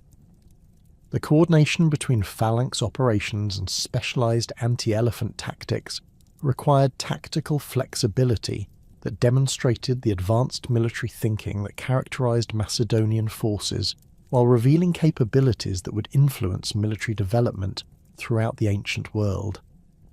The death of Alexander the Great in Babylon in 323 BC created an immediate power vacuum that would fundamentally reshape the nature of Greek warfare, as his vast empire fragmented into competing kingdoms whose military system preserved Macedonian innovations, while adapting them to diverse operational requirements across territories spanning from Egypt to India. The successor wars that erupted following Alexander's death witnessed unprecedented military mobilization as the Diadochi, his former generals, deployed armies that dwarfed even Alexander's forces while incorporating tactical innovations that pushed the boundaries of traditional phalanx warfare. These conflicts established new paradigms for military organization that combined the reformed Macedonian system with local military traditions, creating hybrid forces whose capabilities exceeded those of any previous ancient armies. The Seleucid Empire, controlling the vast territories of the former Persian heartland, from Syria to Bactria, developed the most diverse military system of the Hellenistic world. Through systematic integration of local warrior traditions with Macedonian tactical principles, Seleucus I and his successors recognized that effective control over such extensive territories required military capabilities that transcended traditional Greek warfare, leading to innovations that incorporated Persian cavalry techniques, Indian elephant warfare, and Central Asian horse archery within formations anchored by sarissa armed phalanxes. The Seleucid military system represented the ultimate expression of combined arms warfare in the ancient world, fielding forces that could operate effectively across desert, mountain, and river environments while maintaining the tactical coherence that remained essential for battlefield success. The core of Seleucid military power remained the traditional sarissa phalanx, but these formations underwent significant modifications that reflected operational requirements unique to governing a multi-ethnic empire. Seleucid phalangites continued to carry the 18-foot sarissae that had proven decisive in Alexander's campaigns, but their equipment incorporated design elements derived from Persian and Central Asian military traditions. Bronze cuirasses were often reinforced with scale armour sections that provided enhanced protection against the diverse missile weapons encountered throughout the empire, while helmets combined Greek metalworking techniques with decorative elements that reflected the cultural diversity of Seleucid territories. The recruitment practices developed by the Seleucids demonstrated sophisticated understanding of the demographic realities governing Hellenistic warfare, as the relatively small Greek and Macedonian populations available for military service could not sustain the massive armies required for controlling territories that encompassed dozens of different ethnic groups. Military colonization programs established Greek settlements throughout the empire whose populations provided trained manpower for phalanx formations, while serving as centers for spreading Hellenistic military culture among local populations. These military colonies, known as katoikiai, combined agricultural settlement with garrison duties, creating a system that sustained military effectiveness while promoting cultural assimilation. The integration of diverse warrior traditions within Seleucid armies required innovative command structures that could coordinate forces whose training, equipment, and tactical methods differed significantly from traditional Greek models. Seleucid military organization incorporated Persian administrative methods with Macedonian tactical doctrine, creating hierarchical systems that could manage armies comprising Greek phalangites, Persian cavalry, Scythian horse archers, Indian war elephants, and numerous specialized units drawn from throughout the empire. The coordination between these diverse elements required extensive joint training and standardized command procedures that reflected the growing complexity of Hellenistic military operations. The Ptolemaic Kingdom of Egypt developed military capabilities that emphasized naval power and defensive warfare, while maintaining phalanx formations adapted to the unique geographical and strategic requirements of the Nile Valley. The Ptolemies inherited Alexander's naval resources and expanded them into the most formidable fleet of the ancient world, creating military capabilities that could project power throughout the eastern Mediterranean while protecting Egypt's vulnerable approaches through coordinated land and sea operations. Ptolemaic military doctrine emphasized the integration of traditional phalanx warfare with naval operations and specialized troops trained for riverine warfare along the numerous waterways that characterized the Egyptian operational environment. The Ptolemaic phalanx incorporated equipment modifications that reflected both Egyptian manufacturing capabilities and the specific tactical requirements of warfare in the Nile Delta region. Egyptian metalworkers, inheriting techniques that dated back millennia, produced bronze armour that combined traditional Greek designs with local innovations in metallurgy and decoration. Ptolemaic phalangites carried sarissai manufactured from Egyptian woods and metals, while their shields featured distinctive blazons that incorporated both Greek military symbols and Egyptian religious iconography. These equipment modifications reflected the cultural synthesis that characterized Ptolemaic military organization, while maintaining tactical effectiveness that could match any contemporary force. The recruitment system developed by the Ptolemies demonstrated different approaches to the demographic challenges facing all Hellenistic kingdoms, as Egypt's large native population provided potential military manpower that could supplement limited Greek and Macedonian settlers. However, Ptolemaic military policy remained conservative regarding the arming of native Egyptians, with phalanx formations typically restricted to Greek colonists and mercenaries, while Egyptian populations served in supporting roles or specialized units that did not threaten the military supremacy of the ruling Greek minority. This policy created military capabilities that were formidable but potentially unstable, as demonstrated by native revolts that periodically challenged Ptolemaic authority. The Antigonid Kingdom of Macedon, controlling the traditional heartland of Greek civilization, maintained the most conservative approach to military innovation while preserving the tactical methods that had made Macedonian armies invincible under Philip and Alexander.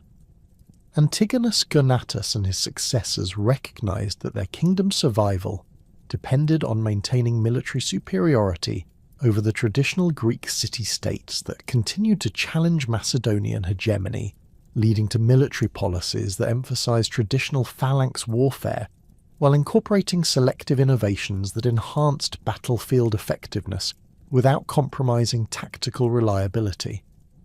The Antigonid military system served as the standard against which other Hellenistic armies measured their own capabilities.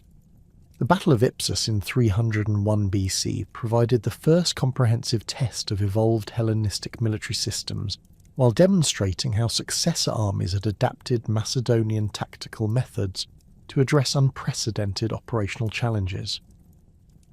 The coalition forces assembled by Seleucus and Lysimachus against Antigonus Monophthalmus represented the largest concentration of military power since Alexander's campaigns, fielding over 70,000 troops including substantial cavalry forces, hundreds of war elephants, and phalanx formations that incorporated tactical innovations developed through decades of continuous warfare. The battle's outcome would determine the future political organization of the Hellenistic world, while testing military systems that had evolved far beyond traditional Greek warfare. The tactical deployment at Ipsus revealed sophisticated understanding of combined arms principles that integrated traditional phalanx strengths with specialized capabilities that no previous army had possessed. Seleucus positioned his war elephants to protect the flanks of his phalanx formations, while providing psychological intimidation that could disrupt enemy cavalry charges. The coordination between elephant units and phalanx formations required extensive training and precise timing, as the massive animals could cause catastrophic damage to friendly forces if their movements were not properly controlled. The presence of over 400 elephants on the battlefield created tactical conditions that had no precedent in previous warfare. The phalanx formations deployed at Ipsus demonstrated significant evolution from traditional Macedonian methods while preserving the essential characteristics that had made sarissa-armed infantry so effective. Both sides fielded phalangites equipped with the traditional 18-foot sarissae, but their formations incorporated depth variations and specialized deployment patterns that reflected tactical lessons learned through extensive combat experience. The bronze armor worn by elite phalangites showed enhanced protection through scale reinforcement and improved articulation that provided greater mobility, without sacrificing defensive capability. The shields carried by these warriors featured standardized dimensions, but incorporated distinctive unit markings that facilitated command and control during complex battlefield maneuvers. The cavalry operations that determined Ipsus's outcome demonstrated how Hellenistic armies had developed mounted capabilities far exceeding those of traditional Greek forces, while maintaining coordination with reformed phalanx formations. The companion cavalry that had been decisive in Alexander's victories had evolved into specialized heavy cavalry units, whose equipment and training surpassed even elite Persian cataphracts. These mounted warriors wore bronze cuirasses reinforced with iron scales, while carrying cavalry spears that could penetrate any contemporary armour. Their horses, selected for size and stamina, were protected by bronze chamfrons and leather barding that provided protection against missile weapons, while maintaining the mobility essential for shock combat. The coordination between different arms at Ipsus required command capabilities that exceeded those of any previous military force, as generals attempted to control formations that included tens of thousands of phalangites, thousands of cavalry, hundreds of elephants, and numerous specialized units whose tactical employment required precise timing and coordination. The battle's complexity demonstrated how Hellenistic warfare had evolved beyond the relatively simple tactical problems that had characterized earlier Greek conflicts, creating operational challenges that tested the limits of ancient command and control capabilities. The successful coordination of such diverse forces required staff organizations and communication systems that represented significant advances in military administration. The elephant warfare that played a crucial role at Ipsus introduced tactical elements that fundamentally altered the nature of ancient combat, while creating new requirements for training and equipment that challenged traditional military methods. War elephants, primarily Indian species standing over 9 feet tall and weighing several tons, served as mobile platforms for archers and spearmen, while providing shock capabilities that could break any infantry formation through sheer physical force. The psychological impact of these massive animals often proved as decisive as their tactical effectiveness, as horses and men who had never encountered elephants frequently panicked at their approach. The tactical employment of war elephants required specialized training for both the animals and their crews, as effective elephant warfare demanded coordination between the mahout who controlled the animal and the armed warriors who fought from its back. Indian mahouts, recruited through diplomatic agreements with kingdoms beyond the Indus River, possessed traditional knowledge of elephant training and handling that could not be replicated by Greek or Macedonian personnel.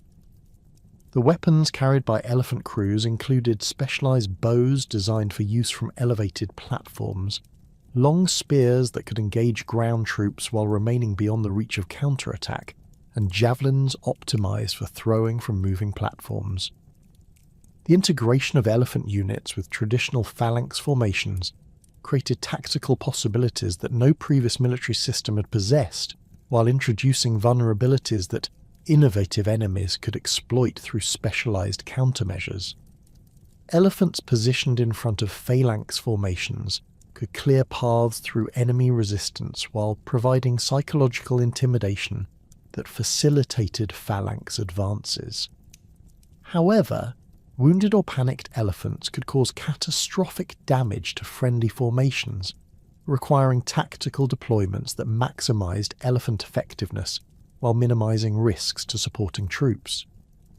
The development of anti-elephant tactics became a crucial aspect of Hellenistic military thinking. The outcome of Ipsus demonstrated both the potential and limitations of evolved Hellenistic military systems, while establishing tactical precedents that would influence warfare throughout the ancient world. Antigonus Monophthalmus's death during the cavalry action that decided the battle eliminated one of the last links to Alexander's original companions, while confirming the tactical superiority of properly coordinated combined arms operations over traditional phalanx-centered deployments.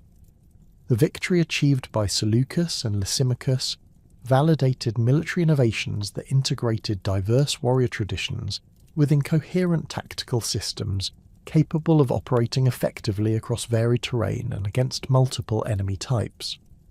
The Battle of Raphia in 217 BZ provided another crucial test of Hellenistic military evolution, while demonstrating how successor kingdoms had adapted their forces to address specific strategic and tactical challenges. The conflict between Ptolemy IV and Antiochus III represented a clash between the two most powerful Hellenistic military systems, fielding armies that incorporated decades of tactical refinement and equipment development. The Ptolemaic forces included substantial numbers of native Egyptian troops armed and trained according to Hellenistic methods, representing a significant departure from traditional recruitment policies that had restricted phalanx service to Greek populations. The tactical innovations displayed at Raphia reflected the continuing evolution of Hellenistic warfare through systematic analysis of previous engagements and adaptation to changing strategic requirements. Both armies deployed phalanx formations that incorporated lessons learned from earlier successor conflicts while maintaining the essential characteristics that had made sarissa armed infantry so effective.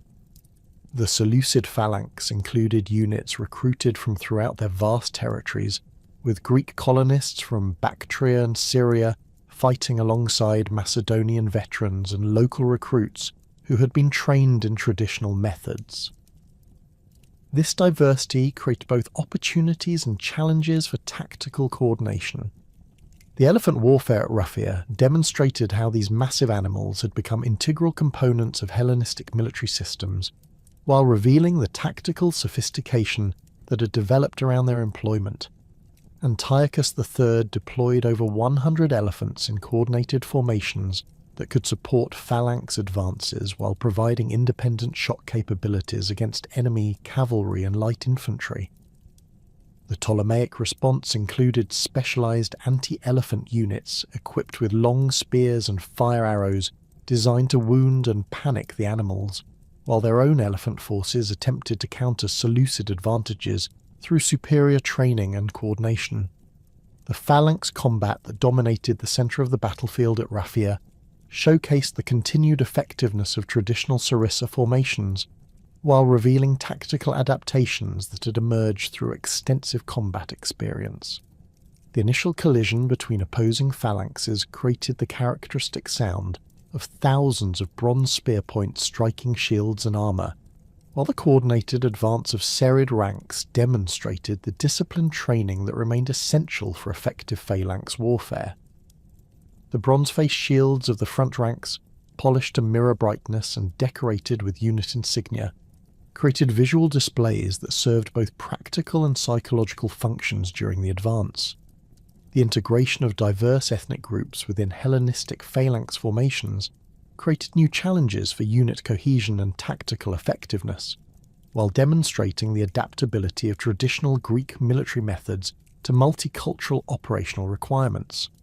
Ptolemaic forces at Raphia included Egyptian natives who had received training in sarissa warfare, creating phalanx units that combined traditional tactical methods with local warrior traditions. These hybrid formations required modified command procedures and training methods that could accommodate different cultural approaches to military service, while maintaining the collective discipline essential for phalanx effectiveness. The cavalry operations that ultimately determined Raphia's outcome demonstrated how Hellenistic armies had developed mounted capabilities that far exceeded those of traditional Greek forces, while maintaining coordination with evolved phalanx formations. The companion cavalry that had been decisive in Alexander's campaigns had evolved into multiple specialized types, including heavy cataphracts whose bronze and iron armor provided protection against any contemporary weapon, light cavalry optimized for reconnaissance and pursuit operations, and horse archers whose mobility and firepower could disrupt enemy formations before decisive engagements. The coordination between these diverse cavalry types and supporting phalanx formations required sophisticated tactical planning and precise execution. The tactical lessons learned at Raphia influenced Hellenistic military development for decades, while demonstrating both the continued effectiveness of traditional methods and the importance of tactical innovation in maintaining competitive advantages. Ptolemy IV's victory validated the integration of native troops within traditional phalanx formations, while confirming the tactical superiority of properly coordinated combined arms operations. However, the battle's outcome also revealed vulnerabilities in Seleucid military organization that would influence subsequent tactical developments and strategic planning. The evolution of siege warfare during the Hellenistic period incorporated technological innovations that enhanced traditional assault methods while introducing entirely new approaches to reducing fortified positions. The development of torsion artillery reached unprecedented levels of sophistication, with catapults capable of hurling stones weighing over 300 pounds with accuracy sufficient to breach walls that had previously been considered impregnable. These massive siege engines required specialized crews and extensive logistical support, while demonstrating engineering capabilities that exceeded those of any previous civilization. The coordination between artillery bombardment and infantry assault operations required tactical innovations that integrated traditional phalanx methods with specialized siege techniques developed specifically for urban warfare. Hellenistic armies developed standardized procedures for conducting siege operations that combined systematic artillery bombardment with coordinated infantry assaults designed to exploit breaches created by siege engines. The phalanx formations employed in siege warfare incorporated equipment modifications that enhanced their effectiveness in urban combat environments while maintaining the collective discipline that remained essential for battlefield success. The Battle of Cynocephalae in 197 BC marked a crucial turning point in the evolution of ancient warfare, as Roman legionary tactics achieved decisive victory over the Macedonian phalanx system that had dominated Mediterranean battlefields for over a century. The engagement between Titus Quinctius Flamininus and Philip V demonstrated how tactical flexibility and adaptability could overcome even the most sophisticated phalanx formations when properly coordinated and deployed under favourable conditions. The battle's outcome revealed fundamental limitations in traditional phalanx warfare that innovative enemies could exploit through superior tactical mobility and combined arms coordination. The Macedonian forces deployed at Cynocephalae represented the culmination of Hellenistic phalanx development, while maintaining the essential characteristics that had made Sarissa-armed infantry so effective throughout the successor period. Philippus Phalangites carried the traditional 18-foot sarissy that had proven decisive in countless previous engagements, while their bronze armour incorporated refinements developed through decades of continuous warfare. The phalanx formations deployed according to traditional methods that emphasized concentrated mass and coordinated advance, creating tactical deployments that had overwhelmed every previous enemy through superior reach and formation discipline. The Roman tactical response to Macedonian phalanx formations demonstrated innovative approaches to ancient warfare that exploited specific vulnerabilities in traditional Greek military methods. The legionary system's emphasis on individual initiative and tactical flexibility provided capabilities that could adapt rapidly to changing battlefield conditions while maintaining unit cohesion under extreme pressure. Roman manipular tactics allowed for complex maneuvers that traditional phalanx formations could not execute, creating tactical advantages that proved decisive when properly coordinated and supported by effective leadership. The terrain conditions at Cynocephalae favoured tactical methods that emphasized flexibility and adaptability over the concentrated mass that had traditionally made phalanx warfare so effective. The broken ground and limited visibility prevented effective coordination between different sections of the Macedonian phalanx, while creating opportunities for Roman forces to exploit gaps and weaknesses that emerged during the advance.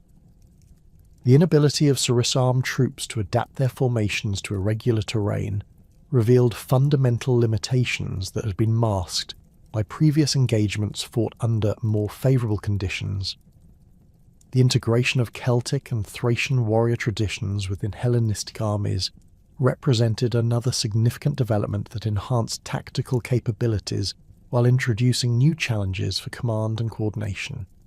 Celtic warriors, recruited from Galatian settlements in Asia Minor and mercenary bands throughout the Mediterranean, brought distinctive fighting methods that emphasized individual combat prowess and psychological intimidation. These warriors carried long slashing swords and distinctive shields while wearing minimal armor that maximized mobility at the expense of protection. Their integration within traditional phalanx formations required tactical adaptations that could accommodate different approaches to combat while maintaining overall formation effectiveness. Thracian military traditions contributed specialized capabilities that enhanced Hellenistic armies' effectiveness in broken terrain and siege operations, while providing tactical flexibility that traditional phalanx formations lacked. Thracian warriors excelled in skirmishing and pursuit operations, carrying distinctive curved swords and crescent-shaped shields that provided optimal protection during individual combat. Their integration within Hellenistic military systems created combined arms capabilities that could address tactical situations where traditional phalanx methods proved inadequate while maintaining the concentrated striking power that remained essential for decisive battlefield success. The social transformation of Hellenistic military service reflected broader changes in Greek society that challenged traditional connections between citizenship, property ownership, and military obligation. The decline of the citizen-soldier ideal that had sustained classical Greek warfare created new requirements for military recruitment and training that emphasized professional competence over civic virtue. This transformation was driven by the extended duration of Hellenistic conflicts and the technical complexity of evolved military systems that required specialized training beyond the capabilities of traditional citizen farmers. The increasing reliance on mercenary forces represented a fundamental shift in the social foundations of Greek warfare that created both opportunities and challenges for Hellenistic kingdoms seeking to maintain effective military capabilities. Professional soldiers possessed specialized skills that often exceeded those of citizen soldiers, while lacking the political constraints that had traditionally limited military employment for purely strategic objectives. However, mercenary loyalty remained dependent on regular payment and successful leadership, creating vulnerabilities that enemies could exploit through superior financial resources or more attractive service conditions. The professionalization of Hellenistic armies created military capabilities that exceeded those of any previous ancient forces, while introducing organizational challenges that tested the limits of contemporary administrative systems. Professional military service required standardized training programs, systematic equipment procurement, and regular payment schedules that strained even the substantial resources of major Hellenistic kingdoms. The development of professional officer corps and specialized military schools represented attempts to address these challenges, while maintaining the tactical effectiveness that remained essential for survival in the competitive environment of Hellenistic interstate relations. The systematic dismantling of Macedonian military power following Cynocephaly exposed fundamental limitations in traditional phalanx warfare that Roman tactical innovations could exploit with devastating effectiveness. The manipular legion system developed by Rome during centuries of Italian warfare possessed inherent advantages that became apparent when deployed against the rigid formations that had dominated Mediterranean battlefields since Philip II's reforms. Roman legionaries, organised in flexible maniples of 120 men each, could adapt rapidly to changing battlefield conditions while maintaining tactical coherence that traditional phalanx formations could not match when operating on broken terrain or facing unexpected tactical challenges. The Battle of Pydna in 168 BC provided the definitive demonstration of Roman tactical superiority over even the most sophisticated Hellenistic military systems, as Lucius Aemilius Paulus systematically destroyed the last effective Macedonian army through coordinated maneuvers that exploited every weakness in traditional phalanx warfare. Perseus of Macedon deployed approximately 20,000 phalangites equipped with the traditional 18-foot sarisse that had proven decisive in countless previous engagements, supported by Thracian and Gallic auxiliaries, whose diverse fighting methods had enhanced Macedonian tactical capabilities throughout the Hellenistic period. The bronze armour worn by Macedonian veterans gleamed with the polish that had intimidated enemies for generations, while their formation discipline reflected training methods that had evolved through decades of continuous warfare. The initial deployment at Pydna revealed the tactical sophistication that characterized late Hellenistic military systems, while demonstrating the inherent vulnerabilities that Roman commanders had learned to exploit through systematic analysis of previous engagements. The Macedonian phalanx, arranged in traditional depth with elite units positioned according to established doctrine, presented an imposing spectacle as thousands of sarissa points created an apparently impenetrable hedge of iron extending far beyond the reach of traditional weapons. The bronze-faced shields of the front ranks, polished to mirror brightness and decorated with unit insignia accumulated through generations of service, reflected sunlight in displays designed to create psychological intimidation before actual combat commenced.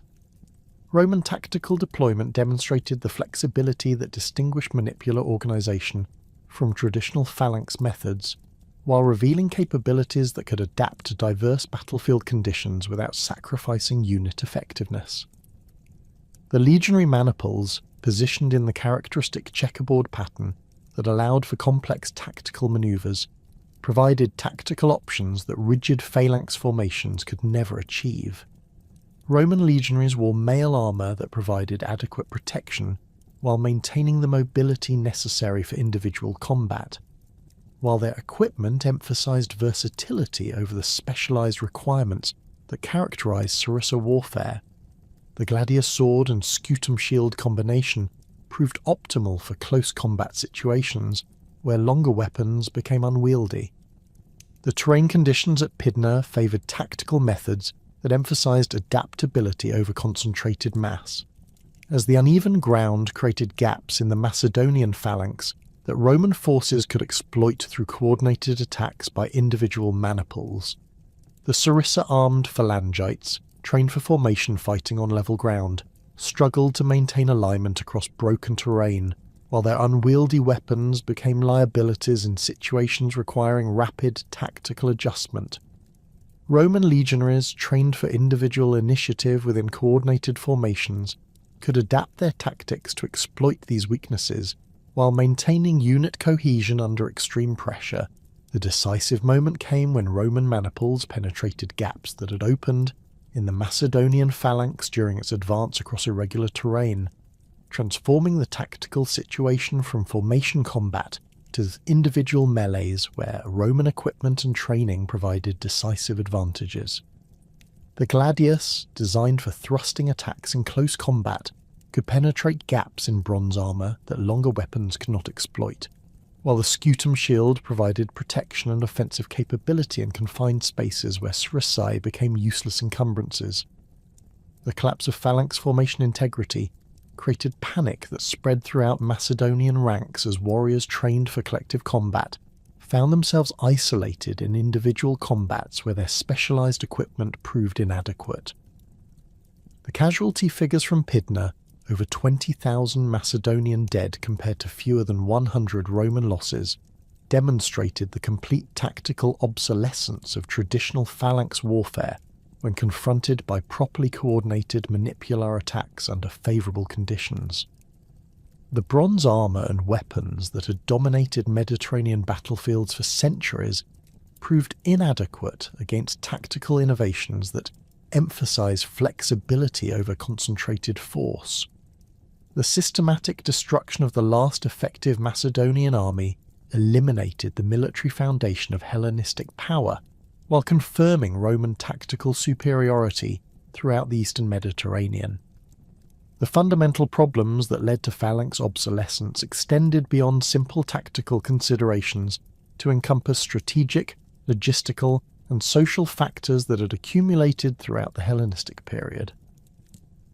The extreme specialization required for effective sarissa warfare created vulnerabilities that enemies could exploit through tactical innovations designed specifically to neutralize phalanx advantages.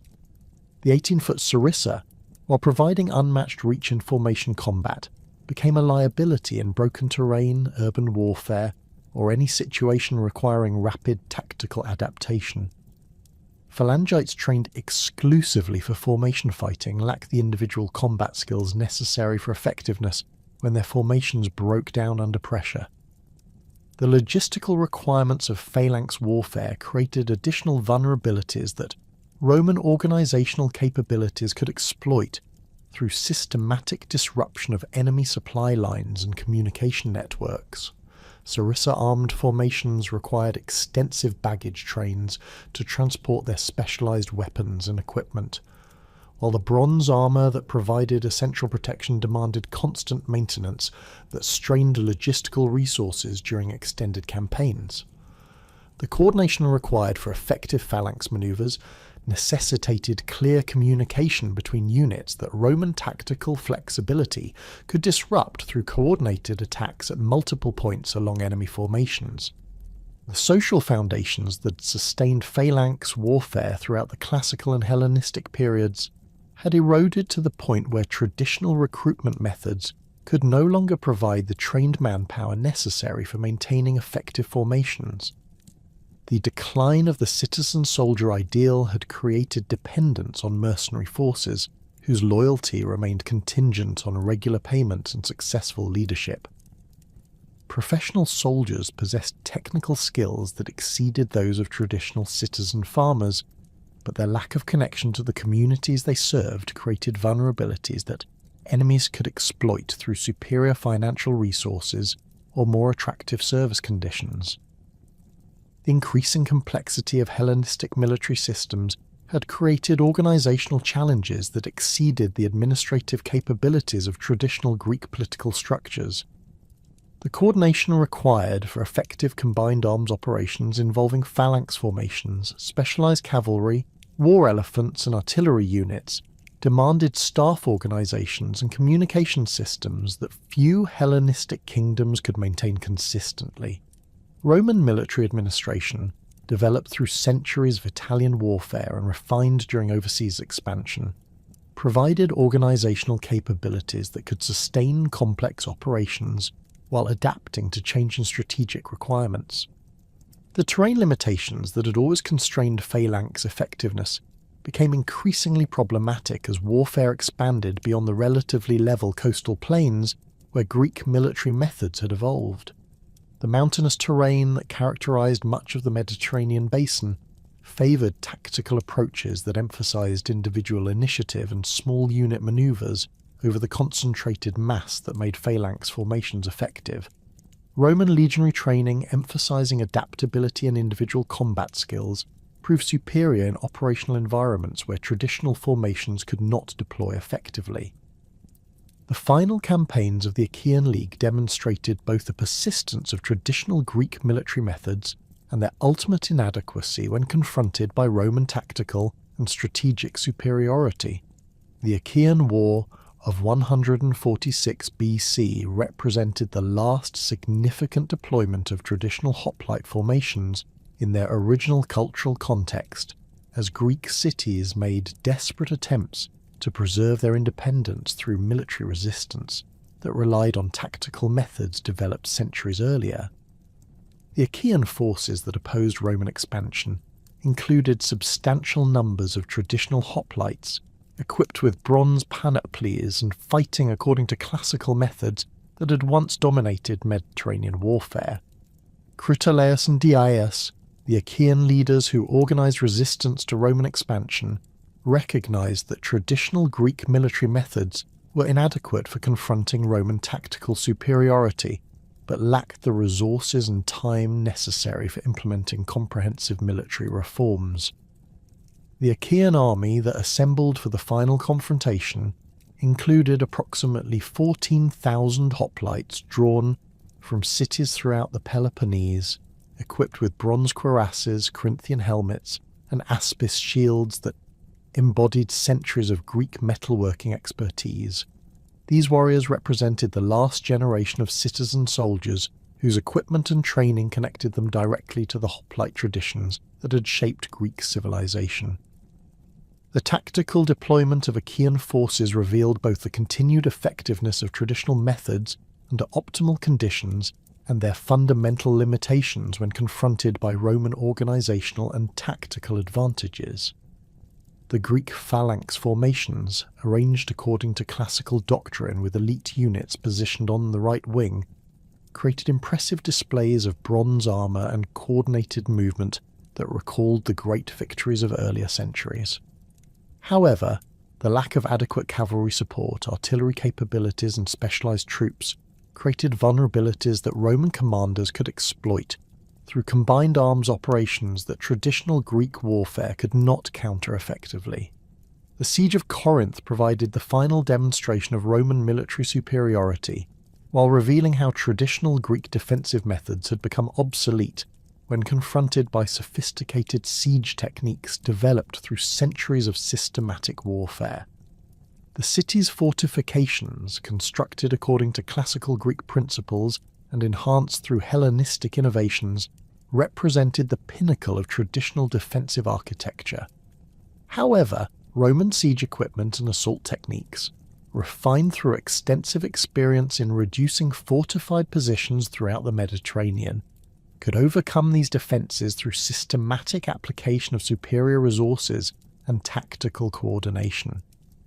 The systematic destruction of Corinth in 146 BC marked not merely the end of Greek political independence, but the definitive conclusion of the military tradition that had shaped Mediterranean warfare for over 4 centuries. The bronze weapons and armour that had equipped Greek warriors since the Archaic period were systematically collected and shipped to Rome as trophies, while the tactical knowledge that had made Greek armies formidable was absorbed into Roman military doctrine through the service of Greek military advisors and mercenaries. The social foundations that had sustained hoplite warfare, the connection between citizenship, property ownership, and military service, were permanently severed by Roman administrative methods that emphasized different approaches to military organization. The influence of hoplite warfare on Roman military development extended far beyond simple tactical adoption to encompass fundamental aspects of military organization, training methods, and equipment design that would shape Roman armies for centuries. Roman military engineers studied Greek siege techniques and incorporated them into standardized procedures for reducing fortified positions, while Roman armourers adapted Greek metalworking methods to produce equipment that combined traditional Roman designs with innovations derived from Greek military technology. The disciplined formation fighting that had made phalanx warfare so effective influenced Roman tactical doctrine, even as Roman commanders developed methods for countering traditional Greek formations.